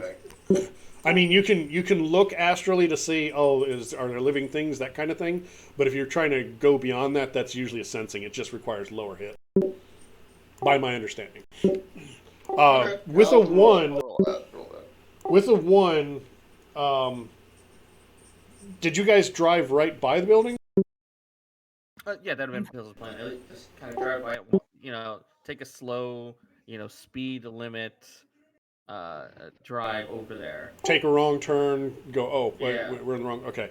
Anybody that's astrally aware becomes pretty uncomfortable when you get near the building. Oh. And you're 100 meters away from the building itself, so that's kind of interesting. So you become what I was looking for. You become uncomfortable only if you're dual-natured and looking, or is it if you're just awakened in general? If you're perceiving, if you can't perceive astrally, then you wouldn't get it. But it just feels wrong. It feels like death. I mean, it's a slaughterhouse. But I mean, I'm not astrally perceiving, but I'm still awakened, so I don't feel that, or do I? Are you able to perceive when you want to? Yes, she can astrally perceive. She's just not doing it at the moment. Then I'm going to say that the bleed over from this is enough that you get that little bit of itchiness of this is not a happy place. Whoa, the headache is coming back with a vengeance. Is it another water sprites or something, or whatever it is you call them? No, What? I'm not feeling 100% now. Something about this place gives me the heebie-jeebies. Oh, okay. Was anybody else doing any kind of looks? I saw Pills. I see ShadowJack. Tree was looking around, and Andrigger was Kenny. What were you doing, Kenny? Okay, so as we're driving by, looking out at this complex, Kenny, I don't know if he's close enough, but he would like to try and just get a general feel for whatever type of host is running out here. But also, if he can, check the area to see if there's anything inside the complex that's not running on a host. So you're a ways away because you're 100 meters from the fences to get to the building, but there's definitely a host of some sort inside there. You'd have to give me matrix perception to see what more you know about it. There does appear to be a single entrance with a guard shack, and you were looking around Tree. I would like you to give me a perception visual test as well. Tree, perception, visual. Working on it. This modifier box is slow to respond. 3, finally, a decent hit. So you happen to notice that there seem to be like 2 heads in the guard shack and a couple of people patrolling around the fence. It's a big fence, so you can't identify exactly how many, but it looks like maybe a small handful. Okay, so it's working hours still. Well, it's secured hours, if not working hours. Security hours. I mean, it's nighttime at this point. The lights are mostly off in the building, but it's the type of complex that they always have lights on, the floodlights and such. So I point all of that out to my friends about the people in the guardhouse, making sure we don't stop. I assume there's somewhere we can park. That's, I guess, 100 meters away, you said? Is there any way we can get like a blank map we can just draw on? Yeah, I can give you. You could. Well, I can't let you draw on this one because I'd have to delete my tokens. Yeah, I can give you a page. Yeah, because I mean, I'd draw out the building and start sketching some stuff in. If the tokens and whatnot are on the map layer and we just draw on the map They're layer. not because of the mouse overs. Oh, gotcha. The mouse overs have to be actual tokens. They're just invisible tokens. Fair enough. So I'm going to move you guys here, and yeah, go ape. Ooh, giant black screen. Yeah. Oh yeah, you need to see. Let me fix the lighting. And change the scale of it so it's something big. You're Picky, isn't he? I like drawing and planning, okay? He likes big maps and he cannot lie. Well, that one was inevitable. It had to be done. Is 10 meters per square good? Or do you want 20? Yeah. 10 should be good. I mean, like, I'm sitting in the back of the car, and I'm looking at this place, and I'm like, okay, and I start drawing stuff in AR, you know? Yep. And I can also clarify if there's questions as well. The building itself is 130 meters on a side. Or the complex, I should say. So let me find the actual description of the building since you're on site. The main building is a large square structure, 130 meters long on each side. The northeast corner holds 3 floors of offices, or what you would assume are offices. And that corner of the building is only a 30-meter square.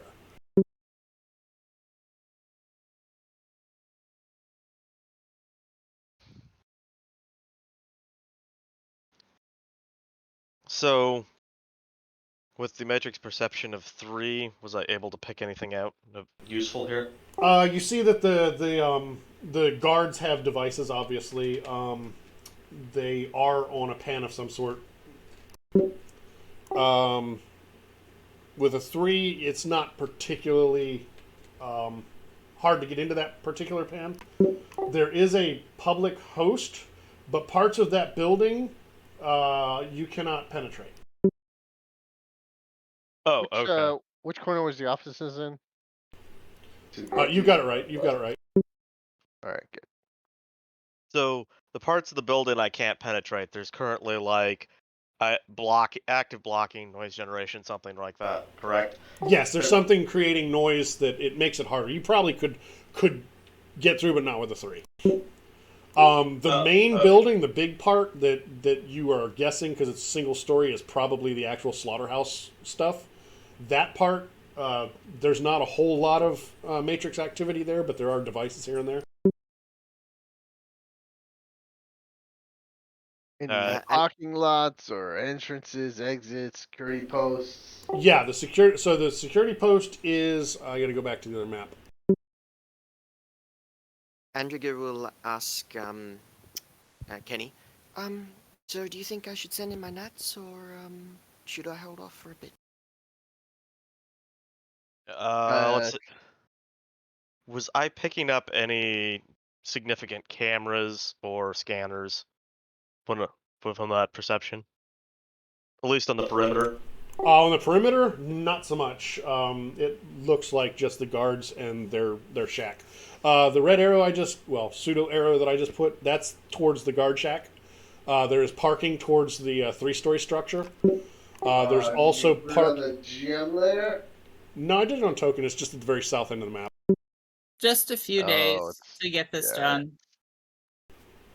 Yeah, your timeline is basically not too long, but it's not a very specific timeline. Andrigger Kenny will let you know about the general lack of cameras and stuff, so you could probably get some gnats or other flying drones in there. Yeah, she only has gnats in her samurai. So I've got the one gnat on the mysterious woman still. I'll have one gnat in the car with us, just in case I go VR and want somebody to look around us. And I'll send in 8 gnats, probably 2 from each corner, roughly, in terms of their approach. The gnats, if you really want to take the chance, they can get in through fans and such, but, fans and gnats don't mix well. I'll see. So there's no other way in other than through a fan? There doesn't appear to be a whole lot of activity of opening and closing doors right now. It is nighttime. But there's no, ventilation shafts that aren't fan-based? Yeah, because, you would want fans to get rid of the stench of murdered cattle. I'll risk a single gnat to get through a fan if I can work out that there's only one fan to go through. Yeah, there's fans. Where would you like to get into the building, and then we can do piloting test if you'd like. Cool. I'll start by, first of all, switching over my focus concentration from willpower onto intuition.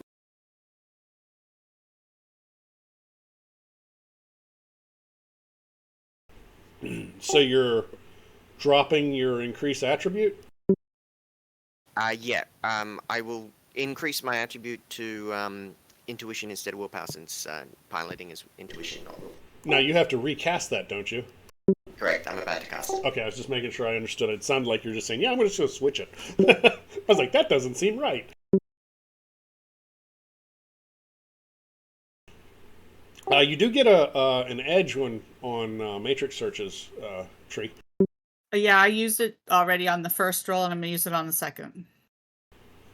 Oh, I'm sorry, I didn't realize you'd rolled one, so you got one hit so far. Yeah, no, I'm typing it out because it's not as important as what else is going on, but it is. Yeah, I'm trying to keep up. If I miss something that you guys type, just say, hey, I said something in chat or something.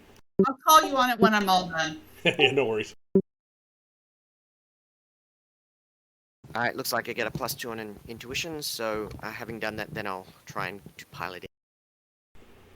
Are you going to jump in, or are you just doing remote control? Oh, I'm jumping in because I'll be better at it. All right, I can kill you with jump shock. Drop. What is it? Drop shock? No. Dump shock? Dump shock. I almost had it right. I had the right letters, just in the wrong words.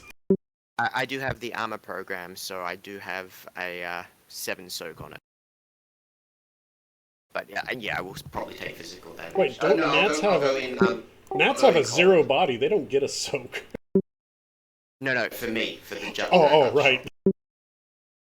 Yeah, I'll go in colds, obviously, because I only want stun, not physical. All right, let's see what you got.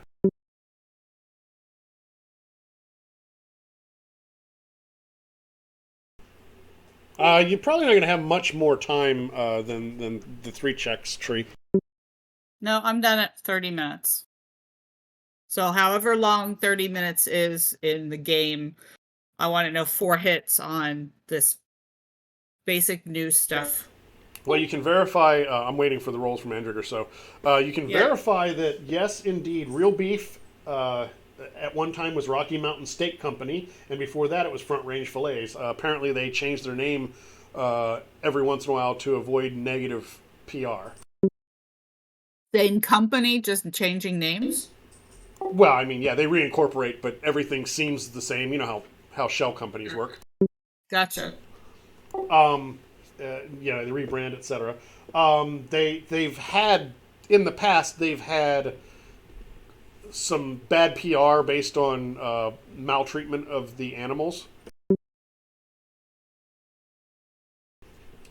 I mean, beyond the fact that it's a slaughterhouse, but like they were going above and beyond. Gotcha. That was in previous iterations of the company. Okay. So is 3 enough to get through the fan?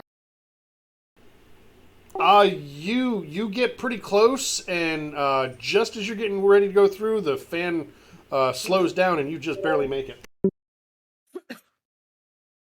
Sweet. You got lucky. Yeah, I got one nat through, and that's good enough. I will just focus on being jumped into the nat. They have a very slow speed, don't they? They're as fast as my samurai. They're faster than a human. Max speed is 30s.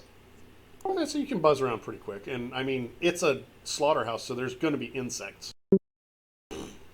So I don't even think you need stealth as long as you don't do anything dumb. Please do something dumb. Nope, just another insect, drawn to the smell of death.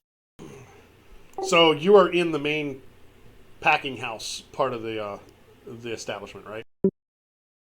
Yes, and I've got signal scrubber and my device rating 5, so I can handle 7 noise, I believe so.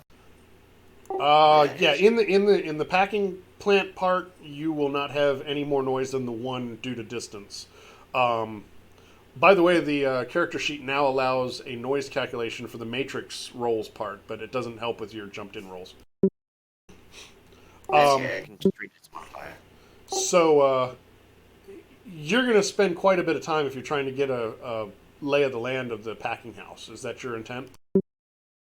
Yep, I got my nat in, so I'm just trying to get everything. And I mean, there's like a office in the corner. I'll guess I'll try and focus it. So just a basic look. I mean, there's nothing that is obviously interesting to look at. I take it. So just the animals here and there.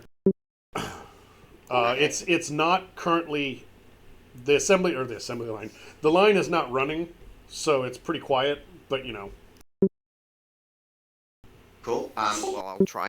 I'll go straight for the office if there isn't anything really obvious in the general area to be concerned with. Is anybody else doing anything in the next 30 minutes? Kelly was doing a matrix search. Andrigger's trying to get towards the office. Oh, Pills was just gonna see if there was a local watering hole. Maybe strike a good conversation with some of the locals. That'd be Pills' idea. Yeah, Jack's gonna go with pills and try and do some human. The nearest establishment. Go ahead. Say again, Kelly. I can definitely stay with Pills and Jack to do my matrix search. So Yeah, you can sit in the vehicle. Yep. Okay, so you 3 are gonna try and find the nearest place. What that people might go after work or whatever. Yeah. Yeah, and if anything, Pills just say maybe ideally like a matrix search, but do it like since I'm assuming everything's kind of normal. Like if there's a bar that anything that has a keyword of great place after working at the plant or something to go to. Nothing like that, but there's a Cyber Chicken, which is a convenience store that sells really good chicken just up the road. That seems to be the only real commercial thing nearby. It's got a fueling charge station and everything else. It's like a convenience store gas station. Okay. Think Royal Farms if you're familiar with that one. Or Wawa. Not familiar, but yeah, it's probably where a lot of them will, if they're working different shifts, they'll go in there. That's the refueling station, I guess. Or where they'd go to grab lunch because it's a chicken place. Sure. So we're gonna get back to you guys in just a minute. As far as the matrix searching, You didn't find anything else beyond what I already told you, Kelly. Or, sorry, Okay. Tree. Andrigger, you, after about 30, 40 minutes of buzzing around, you find your way through a maze-like building. It's just a maze of corridors and slaughter rooms and things that they do to prepare meat to be packaged and sold. It appears that they actually sell real meat here. It's not bogus. And after getting through all of that, you come to the wall that would be shared with the offices. There appears to be a. I'm going to just ping it on. There seems to be a service elevator there that is inside the building. And there's also a door going outside on the north side of the wall there. And your outdoor surveillance, you know that there's also a door into the 3-story building right beside it.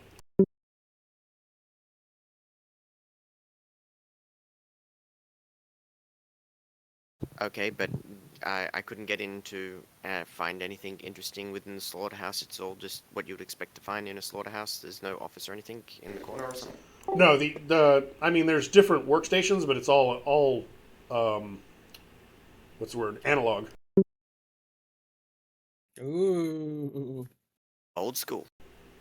I mean, it's cutting things up, and it's easier to pay some poor orc from the Aurora Warrens than it is to buy machines, right? That's what they say. So the little red squares, I'm not concentrating on making nice doors, but the little red squares are doors, the yellow thing's roughly where the elevator is. Okay. And there's no way to get into the elevator as a gnat to check out what's down the shaft or anything, I take it? It's pretty tightly sealed. They wouldn't. Well, you would have to get into. No, that service elevator services both. The door would have to open. It's pretty tightly closed because they don't want the smells from the slaughterhouse getting into the offices. Fair enough.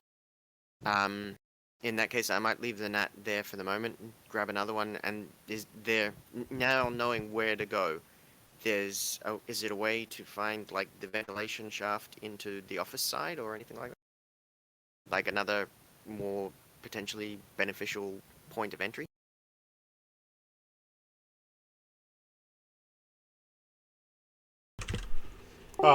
There isn't anything like the ventilation shaft for the main office building. It all seems pretty tightly secured because they don't, all the insects that are in the slaughterhouse, they don't want them getting into the offices. Fair enough. It's probably actually a positive pressure environment just for that reason. Okay, so we would need something to make a hole for the for the gnat to have any chance of getting in there. Out of curiosity, is anyone on the team like a sniper or have a long-ranged or extreme-ranged weapon that could, like, shoot a hole in the wall? Nope. Well, it's possible that Kenny could try to go open some doors or something. That's true. I mean, if they're electronically controlled and accessible to Kenny. Let me suggest it is 10 after 9. We're about halfway through the session. Let's take a 12-minute break till about we'll go 15 minutes. Go till 9:25. Okay. Sure. Okay. And I will look up something I need to look up, and we can all do bio breaks and such. So anybody that happens to be watching, I'm sorry for your luck, but we will return. And players, please remind me to go back to the play screen when we get back. Okay. And we're back. We're just waiting for Pills to get back with us. So, if you hung out for 15 minutes, thank you. And I'm sorry I don't really talk to the chat because I'm balancing so many things trying to run the game, and I'm not great at it. Okay, so, things that I had to look up during the break. Kenny, you found that you were unable to penetrate the second or third floor of the 3-story building. There was just too much noise being generated for your low hits on that roll earlier. Okay. And you had said that you wanted to compile a sprite. Feel free. That's not a long-term process, so you can just do that. Let's see. I'm gonna do that. That.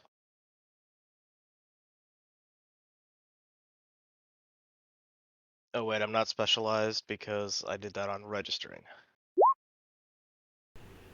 So Then I click 4 hits. No, I hit the sprite resist. It resisted with 1, so resist your fade, and you have 3 tasks.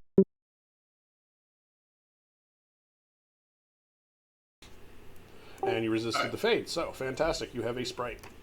Now, keep in mind, you may only have 1 unregistered sprite at a time. Correct. Yeah. Okay. So I wanted to see if I could create a backdoor into this host and then go in and see if I can open up some stuff in there for Andrigger to be able to look around a little bit better. Since apparently there's a lot of physical things blocking that net from getting into other areas.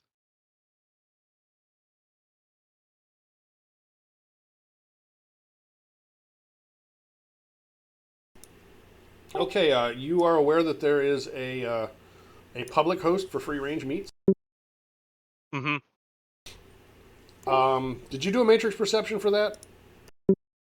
I did a matrix perception and saw that the host was there. I haven't looked more specifically at the host.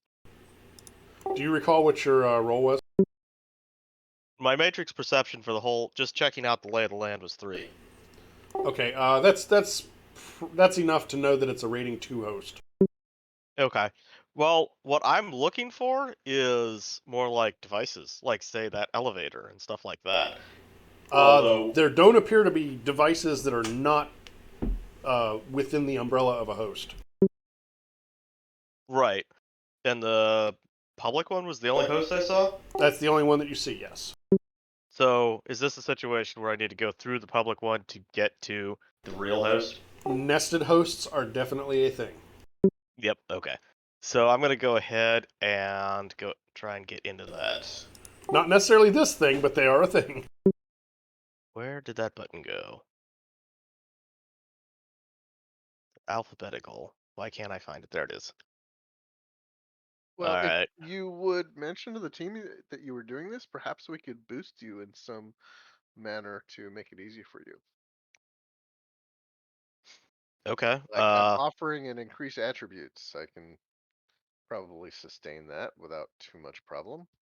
I'm capable of doing that as well if Jack is not always able to provide.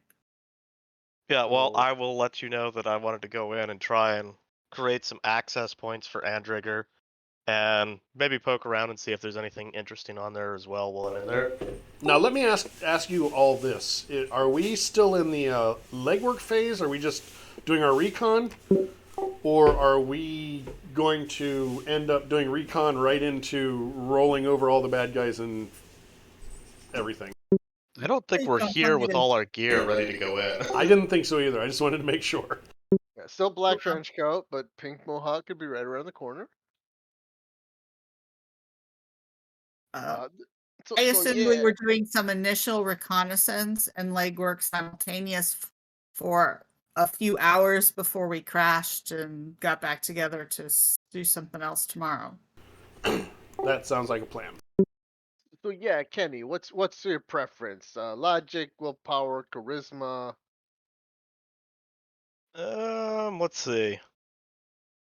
So, with the ASDF being like, am I still rolling these with my regular stats, or is it an option to roll with my ASDF? Because So open your matrix tab, and I'm going to follow along.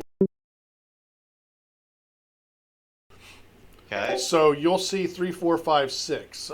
That is not correct. Oh, yes, it is. Yes. Those are your default ASDF tied to your intuition, logic, willpower, and charisma because you are a Technomancer. Mm-hmm.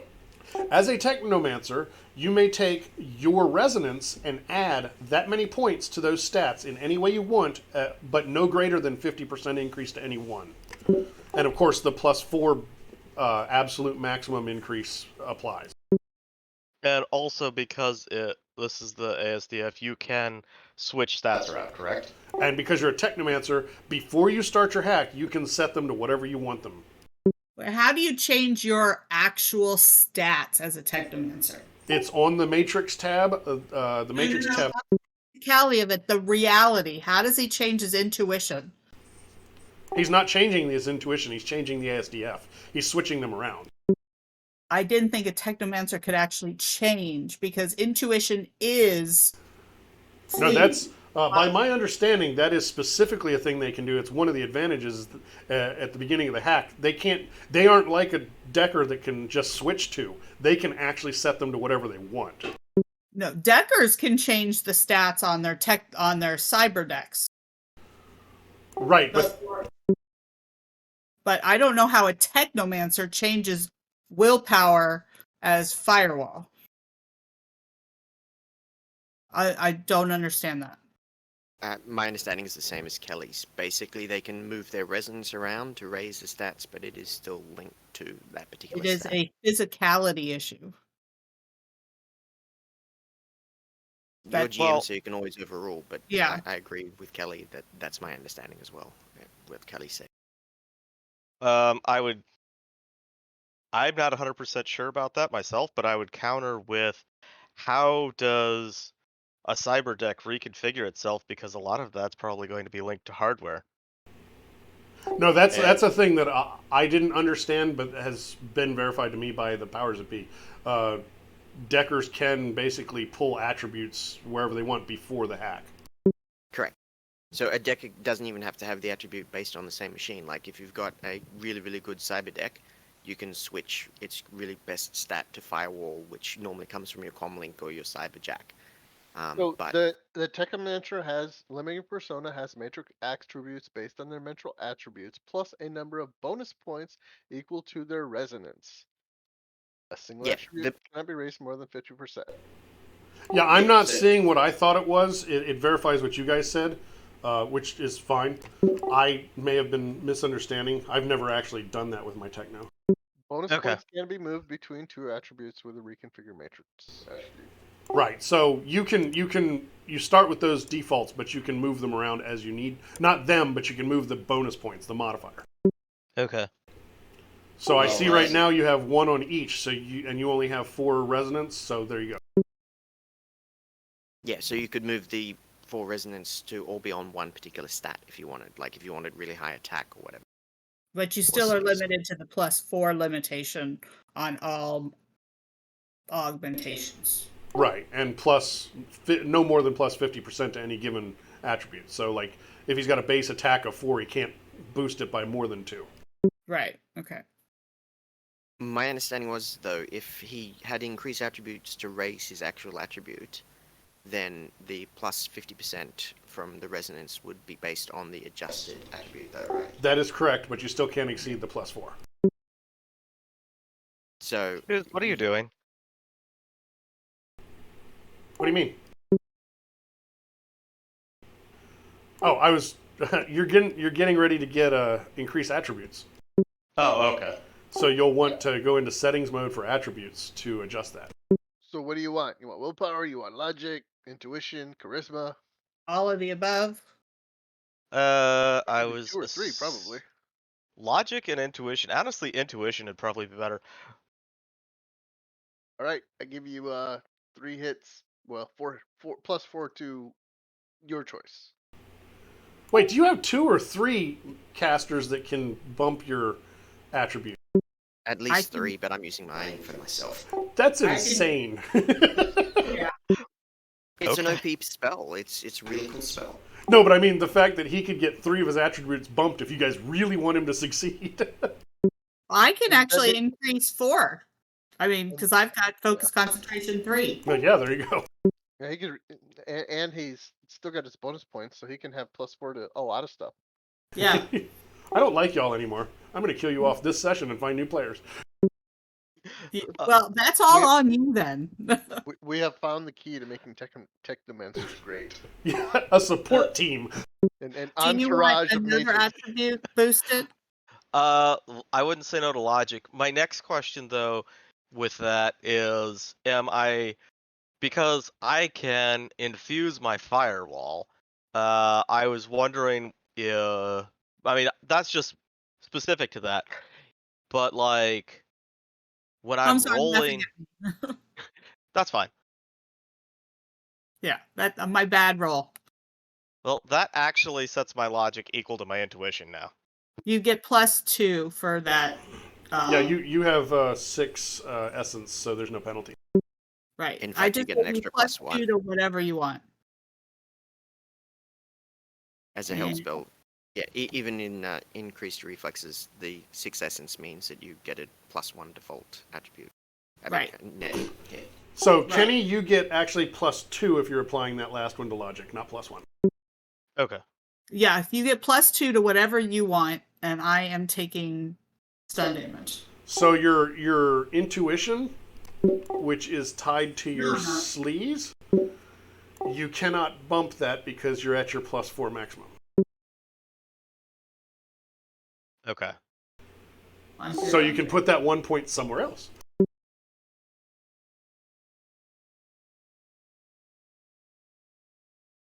Okay. What I was trying to figure out is for my rolls, like say I'm gonna roll Matrix Perception. Heck. Say I'm gonna roll Matrix Perception.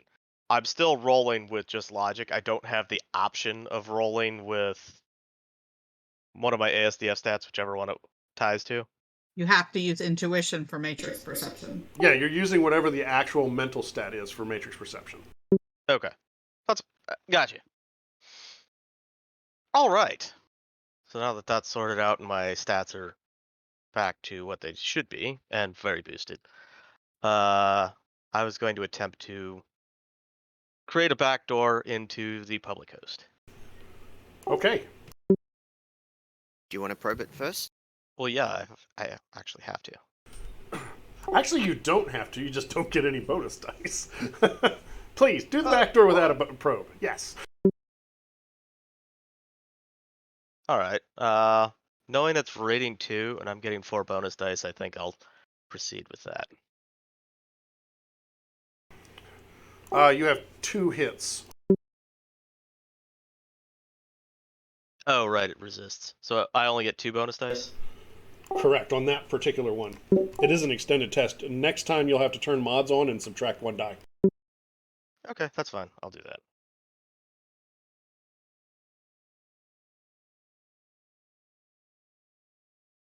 And don't forget you're building up OS at the moment.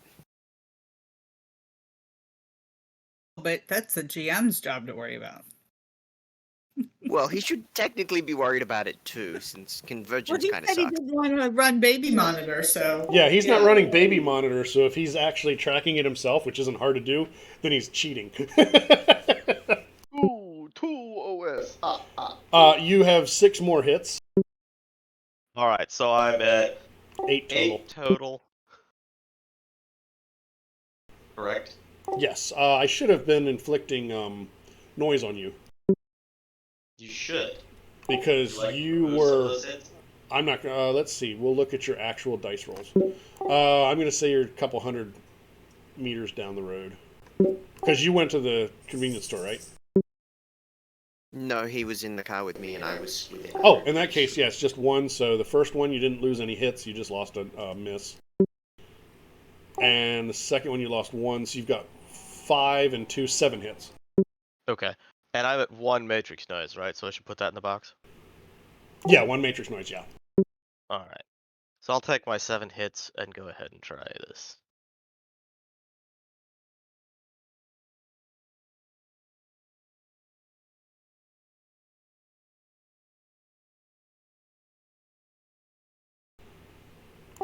You are successfully in. Alrighty. So now that I'm in here, what I'm mostly looking for, because this is a public thing and my immediate concern is trying to get Andrigger in. I'm assuming there's no devices slave to this, so how do I get into the host that would have things like the elevator and whatnot slave to it? So, just to give you some flavor, this host, basically everything in it is sculpted like an old ranch house and farm.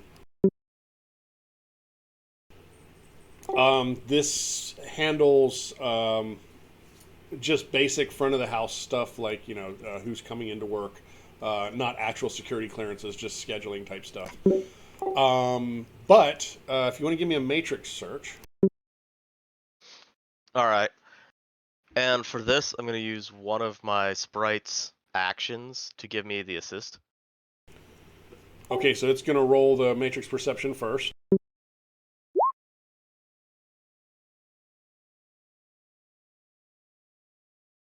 And that's all bonus dice for me?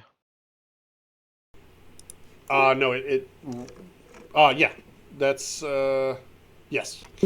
If you have 4 skill. Yeah. Because you can only get as much help as you actually have skill, and that does not include your specialization dice. Okay, I have 5 more. Yeah, then you're fine. Okay, so you see all of the things. There are 2 other hosts attached to this. Question. Yeah? What's that overclock? Because I don't. Did I click on the wrong thing? Do you have the meta? I'm going to click around your sheet real quick. I don't. It's a goof on the sheet. I can fix it. Okay. All right. So 1 less success if the last 2 dice are taken off.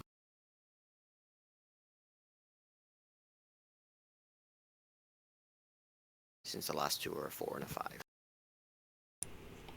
Do that roll again for me. It's not going to matter. You've still got your 7 hits. I just want to see if I fixed the overclock issue.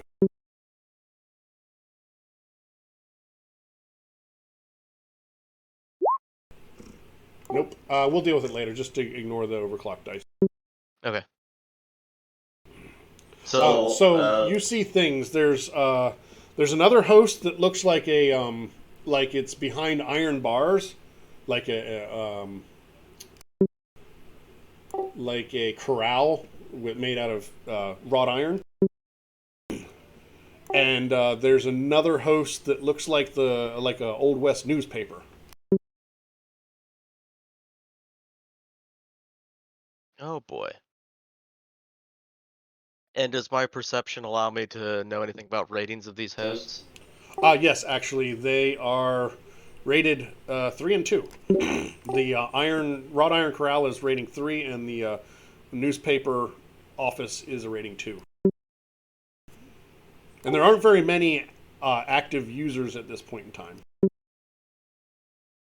All right. Well, the iron bars seem like they're going to be more useful for the time being, so I'm going to try and get into that one.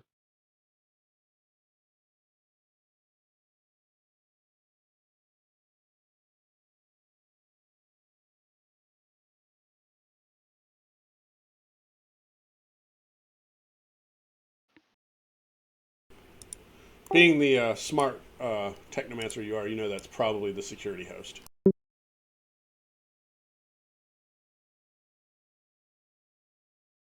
There's a couple probes.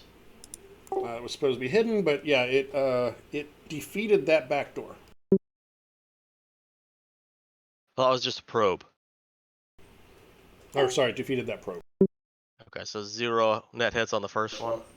Correct. And then there was my second roll for that.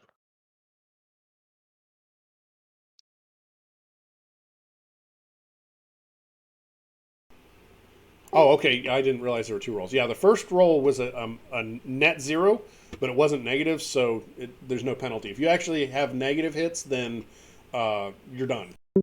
Okay.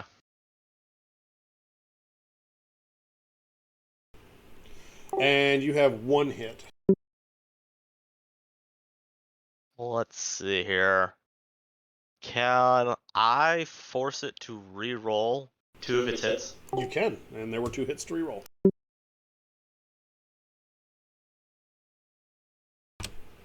And it got 1 hit, so you have plus 1 more. All right. So that's 2 net hits. I wonder how that works with OS. Does that remove an OS point? I'm going to say no. That's probably the correct answer. I'm gonna try this one more time because I'm not comfortable with that 2 net hits. Of course, it's okay. That's better. I like that roll. And you were -2. You did everything right. All right, you were at 5. All right. Or sorry, you were at 5 more. So So 7 net seven hits. Yeah, 7 total. All right, same thing. I'm gonna have the crack sprite try and help me get into with this. So that's a lot. Something I've always been unclear on is, does the sprite roll against its firewall as well? Because if it does, then sprites are really sucking rocks on stuff like this. What do you mean? Because, like, you're rolling against 10 dice right now. You got 0 hits because of its firewall. Okay, well, I'll take my 7 and proceed.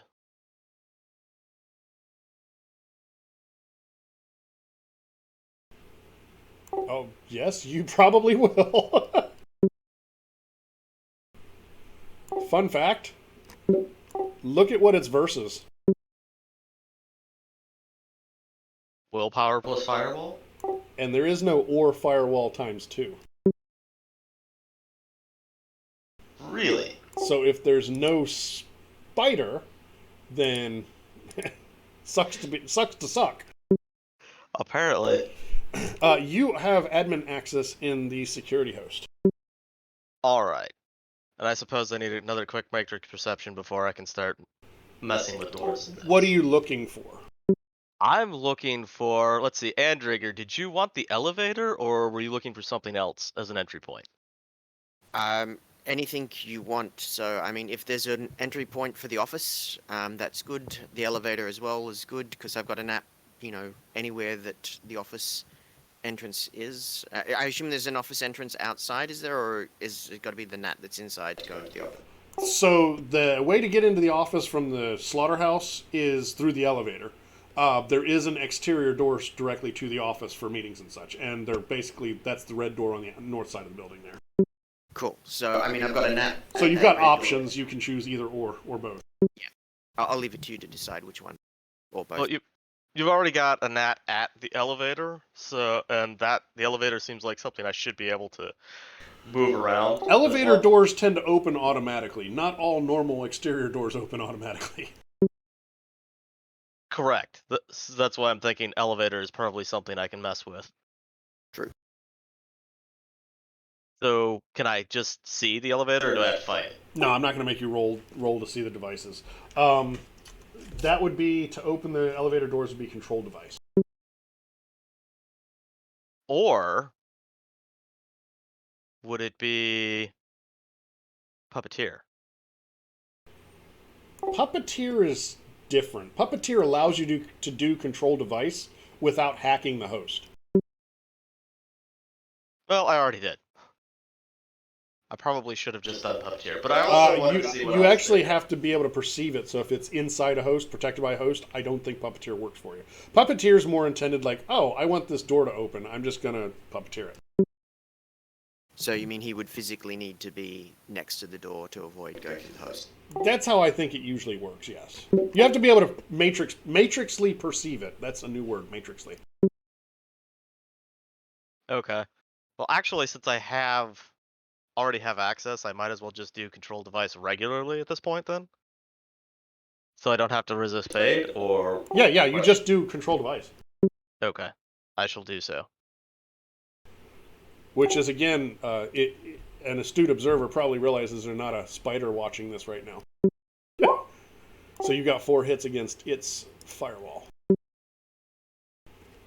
So you have 3 hits, and I don't think it matters how many. Yeah, so you're what, just making the doors open? Make the doors open. If there's any way to get into an elevator shaft, I would prefer, and I can open it, I'll do that. Otherwise, I think I might end up having to try and run the elevator up and down. The elevator was at the first floor. Right. Kind But of I parked mean- for the day. But I need to get the gnat to at least like a second level or something to get into the offices and get the lay of the land. Well, he's at the first floor in the slaughterhouse, so the doors have opened for his gnat, if that was your intent. Yes. Then that goes in then. And I'm going to say that if you had wanted to, you could have opened both set of doors, even though I said earlier it was like a positive pressure environment. I'm allowed to change my mind. Or I could open one set, let him in, and do the other set. Yeah, either way. Yeah. I mean, So, at this point, it's not just- that difficult to control device. We're not going to drown everybody else out by just doing roll after roll after roll. Right. Okay. So it's just a straight pass through on the elevator, and I can let the gnat in, right? Yeah, if he wants on the first floor, that's fine. All right. I'll let the gnat in, and then I'm done. Okay, so Before you're done, I mean, are there cameras or something so that we can just get a basic feel of, all the different levels? Is this a 3-story office building? You were saying, right? yes, it is a 3-story office building. You might want to just do a scan of the cameras so we can see which level would probably be best to have the NAT on to start with as the most promising, maybe. So since I'm on the security host, what would it take to hook into any camera feeds we have? And as a Technomancer, can he, send those feeds to us to record on an actual device? That would be that's not edit device. I mean, yeah, it could be an edit device. You can control the cameras if you can get control of them. So you would do another control device. Are you going to try and do all of the cameras, or specific cameras? There's cameras all over the place. It's a typical Sixth World office building. The reality of the situation is, unless I can get some sort of core camera feed that would basically send it off-site for us to flip through, I would have to sit here and flip through it one at a time, and we don't want to do that in game. Yeah, that is the case of what it would be. So that might be something that you would want to rehack if you're actually infiltrating live. Okay. Basically, if you're in initiative going through the building, you would be trying to do that. Oh, the team's getting ready to go through here. I'm going to grab this camera, that kind of thing. And what I don't think you guys are looking at stream chat, but Reverend did point out the sprites do come with you. They don't have to hack their way in. Where you are, they are.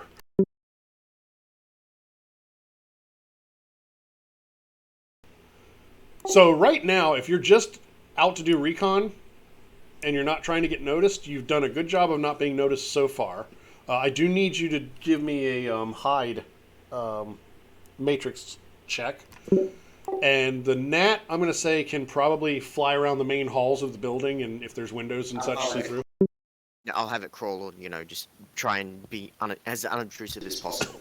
Sure. Go ahead and give me stealth, which I think if you don't have the autosoft, then it would just be sensor, but if you do, then do your thing. Well, I'm jumped in, so it would go off my logic, right? Because logic Correct. is equal to agility. Yeah. And Kenny, give me a hide. How about? Oh crap. Of course not. How about the sprite can conceal a persona or device in such a way to make it invisible to matrix searches? Well, this is before you thought of that, so that is a good plan to have in the future, though. Okay, I'll give you a hide. Yeah, your NAT, as far as you know, is not noticed. Kenny doesn't get any notifications in the host.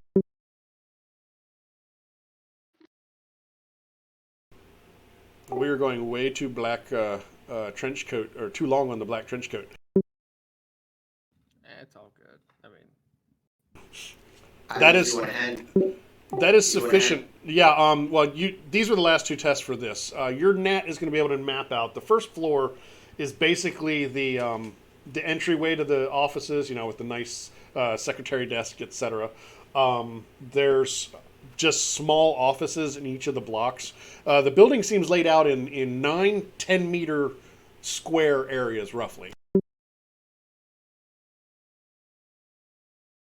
Are they like cubicle offices, or are they like proper individual locked off offices with doors and whatnot? They have doors and such. A couple of them are open cubicle. It seems like just a general office building floor. Is there any way for the gnat to crawl between levels, or is it, hermetically sealed between levels? You could probably go through the AC ducts at this point. Actually, when you start going into the second floor, you're going to come up against a lot of noise. It's going to get staticky. Can you overcome 6 points of noise? I can overcome 7. Okay, then you'll know that you're at the almost at the limits of your noise. You've got 6 plus the 1 from distance, so keep that in mind. Yeah, I've got device rating 5 plus signal scrubber on my RCC. Yeah, so you're right at the extent of your clean signal. That's cool. But so you're basically going to explore with the gnat. Yep, trying to get a solid map so that we know exactly what we're going in for. Also, give me a matrix perception, Kenny. And while you're searching through with the gnat, you notice that the second floor, the offices are a little bit bigger, and there's few of them. There's a little bit of storage room and maintenance staff office above where the initial entry was, right by the elevators. And the third floor is also heavily shielded against noise. And that one is basically 9 massive office rooms, except for the section with the elevator. You're not able to go into individual offices because, closed doors and such. That's cool. So long as we've got are there any windows between them, or are they just completely solid walls? Actually, I can give you a sneak peek of a section of one, if that helps. Also, are the doors wooden or metal? What is it? Not plexiglass, whatever the equivalent of heavy plexi or is in the Sixth World. It's heavy duty. Yeah, So Duraplastic. Duraglass. So it's neither plastic nor metal when it comes to shaping, then, I take. No. So that's basically what one of the second floor areas would look like. Giant black. Oh yeah, I keep forgetting you guys can't see. I don't know why you can't see. I can see everything.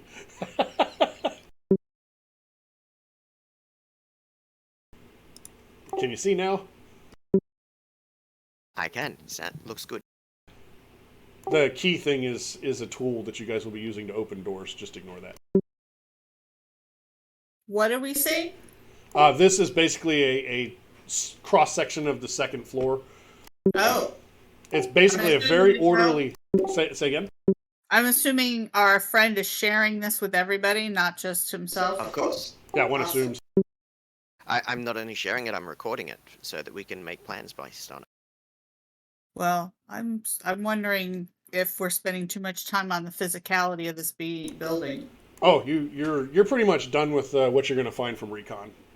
Yeah. I will say, Kenny had 3 on the matrix perception. When you were messing with the elevator, you noticed that it also had a down function, but that required some sort of external ARO key to get through. Interesting. I'll of course share that. So even controlling the host with administrative level couldn't get it to go down.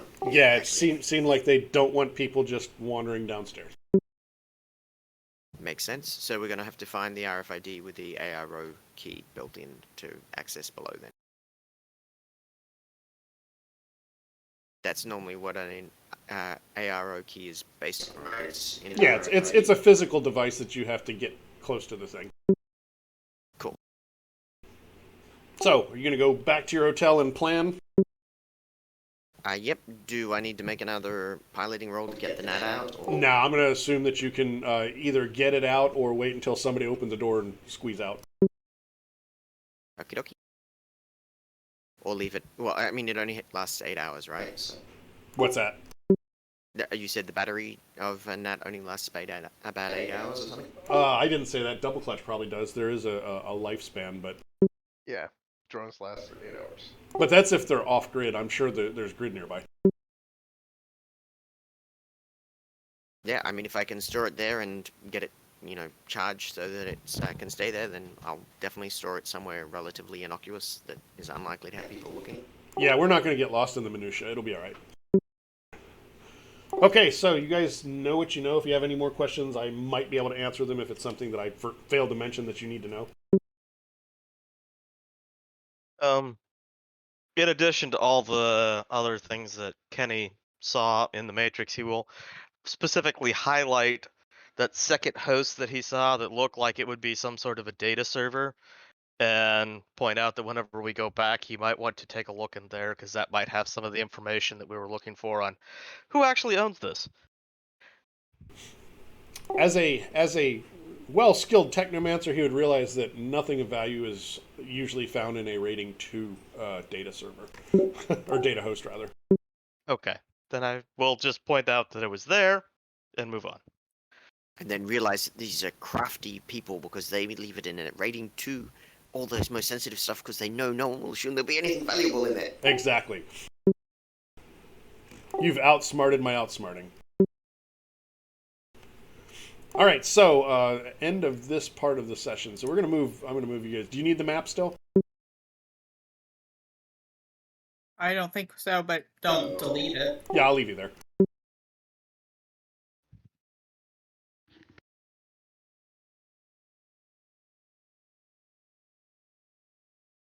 So, phone a friend. What? You have friends? You're not allowed to have friends. Well, let's just say I have family and associates. How about that? Oh, okay. And did Becca ever get back with Jack? What was your question to her? I can't remember. Let's having her look up our Johnson. Oh, Right. Yeah, she didn't have a whole lot of information. I do remember she had a pretty low roll. Let me see what I have on her. What she was able to find out is that there was a Shadowrunner with that description that went by the name of Cat, who seems to be somewhat retired, turned into a Fixer and Johnson sometimes. Apparently that particular person worked for a Shadowrunning team called Front Range Consulting, sorry, and had a reputation as a powerful mystic adept. Hold Right. up. We'll Front share range? that. Yeah, we'll share that with the group. Front Range is like a common name around Denver. Yeah. The Front Range Free Zone. But this place was also known as Front Range Fillets. No, it's Free Zone Meats. But yes, at one time it was Front Range Fillets. But Front Range is like, I don't know your geographical locations, but like I lived in Maryland on the Eastern Shore, and we called the area Delmarva because it was Delaware, Maryland, Virginia. It's kind of like a colloquialism like that. So it was like Delmarva Shadowrunning Services. Delmarva. Yeah, exactly. Or Treasure Coast Power, Treasure Coast Meats, etc.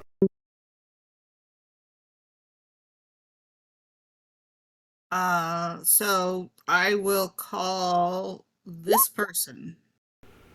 I'll move to chat so I can see who that person is. Oh, you're calling Uncle Tom. I'm calling Uncle Tom, and if he is, if the time zone has him unable to answer the phone, I would leave a message saying arrived in Denver, no problems. It's pretty late at this point because you guys did have your meet and your recon. But You'll probably get a I'm message. on the West Coast right now, so What exactly are you? Are you just leaving a message saying give me a call when you're available, or what? if him being in Pacific time zone means he can't answer the phone, I would say just arrived in Denver, already have a job. You probably can help me with this one. Give me a call back when you have time, but soon. Love you. Okay. But that doesn't answer the phone. Yeah, you got a message. So you're headed back to your hotel. Everybody's headed back to the hotel. I'm in Pill's car, so I'm at his mercy. Pills. We were gonna stop. I don't know if he did it while I had to put my kids to bed. We were just gonna kind of quickly check at the chicken place and see if there's any. That's right. Yes, you had a face and a pill. Yeah. Was in the car doing my matrix search, so whatever they were doing is fine. Yeah. So it's you two. Pills and ShadowJack. So yeah, it's your typical bored clerk at a all-night convenience store. What would you guys like to do? Well, I'll get some chicken. That's a given. Wasn't your steak dinner, mushroom dinner big enough? Oh, gotta get. We're in a hotel, so. Breakfast for tomorrow. Exactly. Ideally, Pills just kind of hang out for a little bit, at least until Matrix is done, and then kind of head out. And probably during that time, kind of do like browsing and seeing if any employees come on during a shift, so you can get a decent look at them. It's pretty deserted in the place. The guy's kind of watching you because you're sitting in there for a while. Anything I can help you with? Oh, excellent. Yeah, Jack would go out with Pills and up to the guy and, hey, buddy, how's it going? I was new in town here and looking at that big building down the road. What is that place? Well, that's Free Zone Meats. It's a slaughterhouse for actual real beef. I mean, like, really? Real beef? Yeah, actual cows. So tell me, what are the rumors about the place? Rumors? I don't know. People come and go. Seems like a bunch of people come out on Fridays and go back on Mondays. Do they go in there all week? I mean, some. Seems like more on Fridays come and go. Well, look. All right, Rob. Just look back. We just came to town. We're just a little low on the funds, and we're just kind of, just trying to get an idea. It looked big enough that we can kind of go and fit in. Maybe we could be kind of left alone and kind of, just clock in and out, just make the dollar. You know what I mean? Just kind of want to get an idea. What, how good. Is it a decent place? Is it a shit place to try to work at? All that kind of jazz. I mean, seems like the guys that come in kind of dirty, looking like they were handling the livestock. They grumble like line workers will. There's some office workers that come and go. They seem pretty happy with themselves. All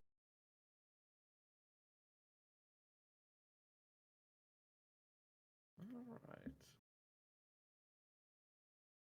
So is there like a normal shift ending time? Like if we wanted to go check and be like, hey, are you guys hiring? Especially the office people, because like those are the people that are hiring the bodies. You seem awful interested. Why don't you give me a influence persuasion?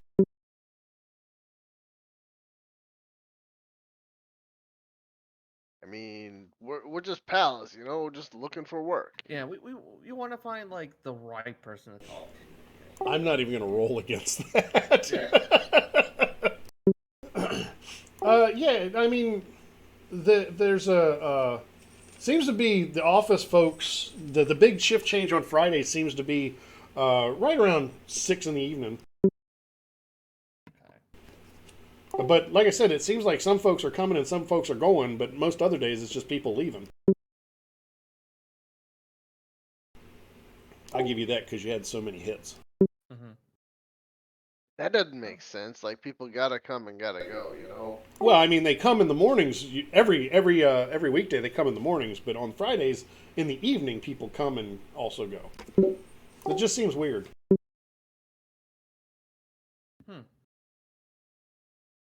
That does seem weird. Where do those people go after Friday? I don't know. I'm usually working. Not like I'm Yeah, following that's him why I'm around. asking. You know things, man. Yeah, but I'm stuck in this stupid store. But, I mean, Just this trying to is make easy some money so stuff. I can buy my kid a Furby for Christmas. You know those stupid things have come back in style? Really? I thought it was still Neil the Orc Barbarian doll. No, it's Furbies now. Ah, well, I had to get my kid. But these Furbies, they have the eyes, and the eyes are AROs now. It's just even worse. Yeah, that's vicious, man. I can't take that. They can see you in the Matrix. That's diabolical, right? All right, cool. All right, appreciate your time. I assume that these chicken tendies are all right the next day. I wouldn't go too long, but they'd probably be all right for a warm or cold breakfast. I mean, they're not really chicken, obviously. What do we look like? Free zone meats? Ah. Okay, and then just probably head out. Not even gonna buy anything? Jeez, have a good night. No. We would have bought like chicken and then like drink. Oh yeah, you did buy chicken. Okay, that's good. Yeah, chicken and like drink. The equivalent of like Monster. Maybe like a case or something. I mean, you still got planning to do, so that makes sense. Yeah. Get a couple cans of Pringles, some Doritos. Yeah. A food run.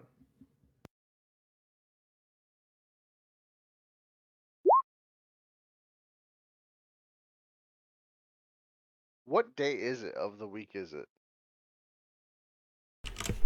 What day of the week would you like it to be? I feel like if it was Thursday, maybe that would expedite things. Maybe Wednesday would probably be better. All right. It is whatever day you need it to be. I'm assuming you picked up on the Friday hint. Yeah. Yeah. Is Tree back? No? Okay, her comlink is ringing. Remind her when she comes back. Cool.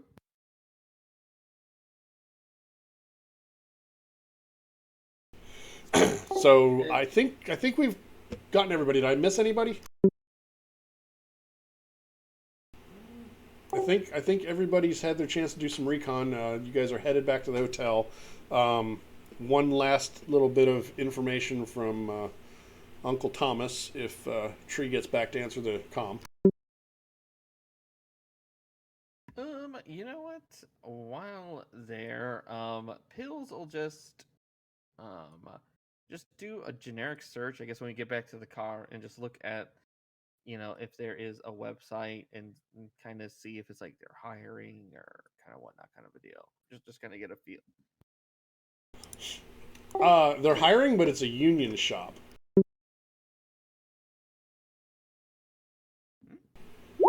As much as union shops exist with megas around. I was gonna say, do unions really exist at this point? They exist as much as they're allowed to exist. Your comlink is ringing, Tree. I will answer the comlink. Yeah, why are you calling me this late at night? You could have called in the morning. I really figured you'd be up still having dinner. Sorry. It's almost 2 in the morning. 2 in the morning? It's 4 a.m. in Denver, you're saying? Is it 2-hour difference between Denver and LA? Yes. I thought it was 1. Okay. Yeah, sure, it's 4 a.m. Okay, even if there's only 1 hour, I didn't realize it was 3 a.m. in... I'm just making times up. It's late. Okay. I still thought it was less than midnight. That's... Oh, no, it's pretty late. Okay, well, then... So he says, I'm done with what I was doing. What can I help you with? So there's this company in Denver, a slaughterhouse company, but apparently it's probably not what it says it is. I figured you would probably be able to poke around and, figure out maybe a little more info on who might actually be the ownership. Hey, it might even be Horizon for all I know. So, yeah. What's it called? It's called Free Zone Meats. Sounds like a nobody corp. Yeah, but nobody corps are owned by somebody Sometimes. sometimes. Also known as Rocky Mountain Steak Company and Front Range Fillets. Yeah, they've gone by a whole bunch of different names. You said he works for Horizon? Yeah, I see it there. He is Horizon, yeah. Okay, well, it's kind of late for me to reach out to people. If I Yeah. find anything, I may have to grease a few data jacks, if you know what I mean, so I'll have to pass that cost on to you somewhat. So I'll let you know what I find and what it's going to cost. Fair enough. Fair enough. Love ya. Sorry. Yeah, look at the clock next time before dialing. Yeah, I will. Say All hi right. to- So it's we have gone probably an hour beyond what we really should have for the black trench coat, but I like the black trench coat, and I got the feeling you guys do too. Oh yeah, no, yeah. I mean, honestly, out of game, like, if it's like, oh, we got all the information just by hacking, it's like, oh, awesome. All right, cool. No, that did not happen. Shoot anybody, I don't have guns. So you guys can discuss what you'd like to do, or we can fast forward. What would you like to do? Well, it's late in the day reality-wise in Denver, so after that experience, I'm like, I'm not calling anybody else. So that limits my activities for right So now. why don't you guys list in chat or somewhere what you know or think you know about the situation, and then you guys can put your plan together. Very good idea. I can tell you some key points. You know that the elevator goes down, and there's nothing on any matrix searches about a basement level. You know that down requires a piece of hardware. You know that Fridays more people come back in after people would normally be leaving for the weekend, so that's different. What day of the week is it? We discussed earlier that it's whatever day of the week you guys would like it to be. So nobody decided? I think that's going to depend on your plan. Yeah, it depends Alright, whether we well- want more legwork or not. Let's say it is currently Wednesday night. So we wake up Thursday morning. I heard somebody say Wednesday, so that works. Yeah, and then that way we have one more day before we need to do let's pretend we're the Friday night crew. Just a quick thought. So I just want to clarify. So people come in, but fewer people leave during the week, but then they all seem to leave on the Friday. Is that correct? So I don't think I was trying to hint at it, but spell it out at the same time, if that makes sense. It's basically normal weekdays. It seems like a normal shift change. You know. On the weekends, a completely different crew goes in and does stuff. So you'll see a bunch of the menial laborers all leave every day at 5, and nobody else goes back in. On Fridays, office people are leaving and going back in, whereas every other day of the week, they're just leaving. I get you. So there's a weekend shift that is different from everyone else, is what you're trying to hint at. And they stay there for the whole weekend, is what I'm gathering, right? Or longer. Or longer, yep. So they go in Friday night after everyone else has left, and they're there for, probably till at least Monday or at least Sunday night. Also, when your Nat was wandering around, I'll tell you that there were 5 guards outside, 2 at the guardhouse, and 3 that patrol together around the fences. And each floor has 4 guards that patrol in pairs. Each what? Each floor of the office building, and then the main slaughterhouse had 2 guys that seemed disinterested, but occasionally they'd walk around. So there's dozens of guards. I would say less than a dozen, but in the whole complex, yes. Well, for the entire thing, it would be 13, right? Because Something like that, yeah. 3 outside, 2 in the main shift, and then 3 lots of 2 in the 3-level office building, right? 4 on each of the levels. Yeah, so you got 12 in the office building, 5 outside, that's 17, and a pair in the slaughterhouse, so 19. Okay, Yeah. so it was. So I thought it was one pair on each level. Okay, so it's two pairs in Yeah. each level. Gotcha. And that does, just to clarify, that is somebody that seems to change shifts regularly as the guards. The guards, do they have actual labeled uniforms? I mean, they're free zone meets security. Okay. So who wants to jump a free zone meet security guy and pretend that they're them on another shift? Yeah, I could definitely do that. All you, because If it wasn't almost 10:30, that's like my nap time. oh no, not right now. I'm just saying in general. No, he's talking about in real life. Oh, I know he is. Yeah, I'm starting to stretch. Drink a Monster Energy drink. Yeah, we're done. In Denver, we're done for the night. We're talking. as Yeah, we're it's driving. probably, yeah, you're talking on the way back or the next day. Yeah, we're getting together at what 8 a.m. or 10 a.m. in the morning. Just And- before we wrap up the night, I'm assuming it's okay that my nat has taken detailed, pictures of the different types of guard suits, so that somebody with fashion might be able to make a very, very accurate replica, right? You know what? You thought you took really good pictures, but you had just reached the limit of your cloud storage. No, I'm kidding. Not an unreasonable limitation. Well, That happened Yeah. to me taking pictures on vacation once. I was not happy. Yeah. Yes, you could get enough pictures of it for him to use for fashion. And I would allow that to give him an edge on that role. Just remind me when it comes time. we do it in the hotel room tonight. Well, Okay, those- so yeah, fashion's permanent, isn't it? Yeah, it is permanent. Information-wise, my contact will get back with me. He will come up with something. Yeah. Okay. So during sometime the following day, Uncle Thomas does call back. I'm not going to call him Uncle Tom. I actually have an Uncle Tom. Anyway, he calls back and he has not much information. He knows it's not a Horizon subsidiary. Okay. He has no idea who owns it, but it's definitely well disguised, we'll say. There's a lot of shells between it and the real world.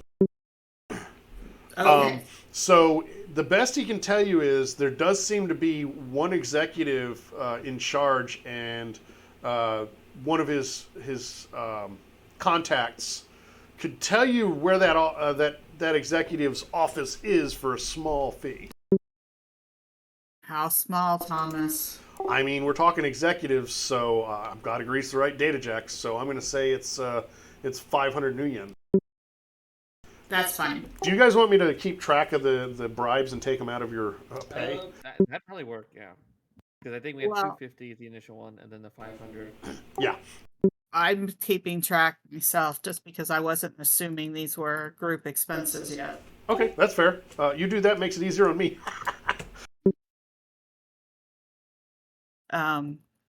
Okay, yeah, 500's done. I just need to know I need the data. Okay, so he tells you that it's the office, completely catty corner from the elevator. And that guy's... It's actually an on-site office. Yeah, on site on the third floor. It's the big office with the best view, which is the southwest office. He apparently likes to brag to his what's the word? Coworkers? Not coworkers, people that are in the same tier as him of Oh. Colleagues? colleagues. Yeah, he likes to brag to his colleagues about this awesome office and this really cool desk that he got. And what's his name? Some name that I just made up. Okay, so have random name. Yes, Randall. His name is Randall.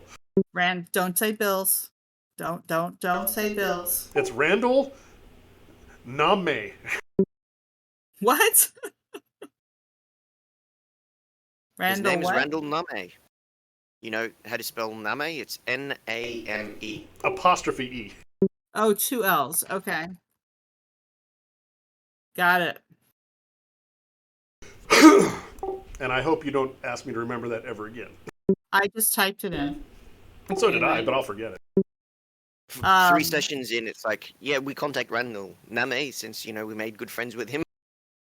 So I will pass along the next day the name of this person so that we can do matrix and phone calling about this guy. We're going to fast forward some. What is your actual plan? I don't have one yet. I'm still getting information. Well, Thank we need you. to identify. We need you to identify who's got the key, That would be Randall Name. and right. So therefore, we need to work out: does he keep it on site, or does he keep it like in his office, or does he keep it at home? Probably in his fancy desk. So we need somebody who can to get more information about Randall to maybe Actually, find where he no. lives. It's a comm link, so it's on his person. Okay. And your matrix searches are able to pull up, because you have indefinite time, you're able to find out what he looks like and what his vehicle looks like. Where does he live? No, where he lives is not something that's on the matrix. So you're But we know saying it we goes to can work. table him? Wait, I mean, you do have your friend Toro from the convenience store.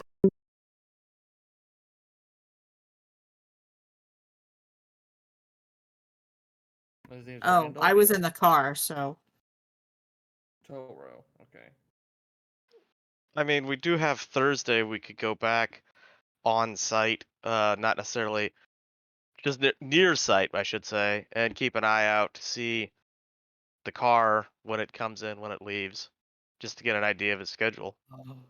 And I could stick a nat on the car so that we can find out where he actually lives, hey or Jack, where he spends the night.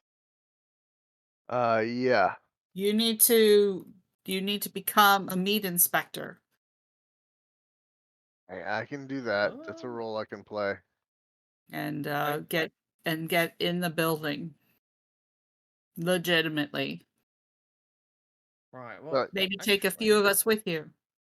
I mean, I thought we had already discussed going in as security during shift change.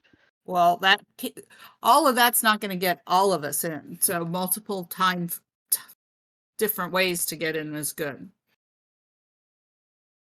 Some security have different access than like an inspector who can distract other people because he finds a big old problem that, everybody's up in arms about. Well, don't forget, we're definitely going to need to get the key before we do anything, potentially going loud. Right. Well, and then if we find out where he lives, we can get into his home and get the key. If he keeps it on his person, taking it back and forth. Yeah, it sounds like we're probably going to have to kidnap him or, at least mug him for a key and have to be careful that he doesn't get it reset before we get the chance to use it. No.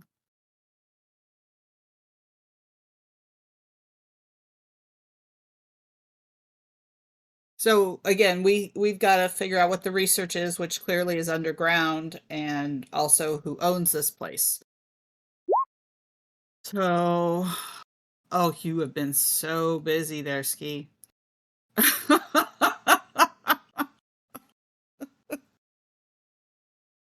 Make me laugh.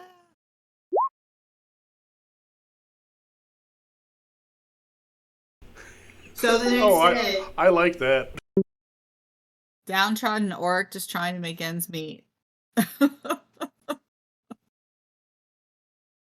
Okay then. So Yes, you may. yeah, in the morning, Jack's gonna do his morning ablutions. So your intention is to basically have a couple people in different uniforms to infiltrate. at this point, And what is your order of operations? I'm sorry, what? What is your order of operations? What is your we're trying to expedite through the grindy part of just the planning to where you So actually do things. We need to do research on Randall. Matrix searching on Randall. Other than his address, you're not going to find. Other than his type of car and what he looks like, you're not going to find much. But you can probably either lift his comm link or beat him up or whatever if you can track him down. I'm going to say that's not too hard for a savvy team of Shadowrunners like you guys. Okay, well then we definitely need to. So, what is your plan to do to poor Randall to get the thing you need from him? I wouldn't necessarily want to rough him up or anything. I would want to tail him and then just steal from him. Right, or if anything, I mean, does anyone have a decent agility and I can't remember what skill it is for pickpocketing, but Stealth, actually. pocket. But no problem we're gonna worry about then is I if will it's lost later. for too long. If it's lost for too long, then we're not gonna. There's a higher chance he's gonna change it. So exactly. I would He say only will change it if he knows it's gone and is capable of changing it. Well, I would say a better thing to do then would maybe be, we could tail him where he lives at home. Just take a lift and then maybe copy the important information and give it back, so it's never been gone. And I have And- all the B&E gear. Can our Technomancer potentially copy the RFID signal from the comlink or the file from the comlink that is the RO key? Sure. Yeah, I mean, I'm happy to drive and, have the knack. As long as someone can lift it or be close to it for a length of time, then you can probably do that. I'm going to say that you're probably able to arrange that. I'm trying to. It's 10:30. We don't want to go too deep into the get too lost in the weeds like we already have. Well, Because if we Shadowrun. tail him and get close to him physically, I would want his palm print. Because I've got True, him biometrics is- older. Yeah, there might be biometric stuff. That's very true. Sure. That is not a problem. I mean, we don't need to do that today. We can do that in 2 weeks. I don't know. Yeah, do you guys want to expedite the rest of the mission, or do you want to finish it in 2 weeks? Oh, finish it in 2 weeks. Okay, I didn't know if you wanted to try and stick to one mission a week. Oh, I hell get no. the impression there's too much to do to finish tonight. No, I just let you guys ramble on a bit much in the prep stage. I feel like we can probably do the other part in 2 hours, 3 if we want to just take our time and enjoy it next week or 2 weeks. Sure, Yeah. we'll take 3. Yeah. No, we'll take 2 sessions to do this job. Okay, in that case, so you'll want to make notes so that we know where we are next week, and I'll make notes too. So you'll have the ARO copied and usable.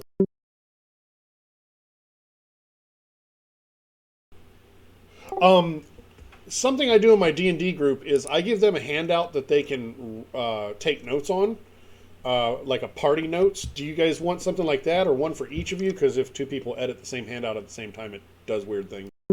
I'm typing my notes in my character sheet. Okay, perfect. But that I'm not necessarily taking notes on everything that's not relevant to me. So I would hope that the Technomancer and the Rigger have their own particular notes that they're taking. I would honestly say it's probably better if we just have out of game just a general sheet where notes are at. Okay, I've given you a mysterious note under player notes, which should have appeared for you. You'll want to indicate one person as your note taker, and you can also use the channels on my Discord as well. Like third parallel session notes, you could put your notes in there or in the actual third parallel channel. Go ahead. During session 1, I think it was Ski who suggested we rotate the note taker for the group. I think that was you, Ski, wasn't it? Session write-up, and then Edge could be like an Edge bonus to the person who did the write-up. That was the suggestion. It seems like a reasonable suggestion to me. If and you seemed keen on it a fortnight ago, Chuz, but It's I prefer to have notes because I won't remember 10 minutes from now, let alone 2 weeks from now. So for me, there's a difference between notes and then a session write-up. A session write-up just basically gives an overview of what happened. Not really Yes. super detailed, but like you went to the club, you met the Johnson had the job for you. You know, the group traveled to the place and did a few things and then went back to the hotel room and slept it off. well, don't forget the arrow key being discovered and pinched That's, along with that's the fingerprint. difference. Yeah, that's the difference. That's the details. The session is basically like you can even do it in character if you want. It's a summary, whereas the notes would be important details, not necessarily full sentences or full paragraphs. Go over the arrow key thing again because I might have blanked out a little bit on that. I'm sorry? We hand waved getting the arrow key. Oh, you already got the AROK. Basically, you guys, in my head, you used face skills to distract the guy, while either the Technomancer or one of the others, well, the Technomancer probably copied it while the others were just playing distraction. Oh, I got And it. An ARO key, not an arrow. That's like, what's an arrow key? Oh, yeah. I keep hearing people call them arrows, and I'm like, what? And then it finally registered. I have 4 of them on my keyboard. I mean, I could just pop one off. Up, up, down, down, left, right, left, right. Hey, Chuz, did you hand wave a little bit of me getting the handprint as well, or no? Yeah, I have no problem with that. I can tell you it's not going to be pertinent, but you never know what happens in the future. I just want to say I got for the cellular glove molder. I have the handprint. Yep. Some people collect biometrics. Some people collect handprints. Yeah, well, it's the molder is the handprint. Yeah, It's, exactly. it's- So I'm making notes. I put that you guys know that there's a basement. You know that there's 19 top level guards total. You do know now that the fence is electrified, very electrified, both of them. Oh, I know what I forgot to do. Oh well. And the fence is made of metal, though, isn't it? Yes. So it's almost like somebody with shaped metal might be able to make a hole in the fence. Maybe that might mess up the electrical field and cause an alarm. Who knows? If only that person had science knowledge, If only. which they do. Ha! I want to astrally perceive Randall. Is he? Since we will have been up in front with him. He's your typical mid-level management. He seems like he shouldn't be in a position in charge of that meat processing plant. Definitely nothing more important than that. Okay.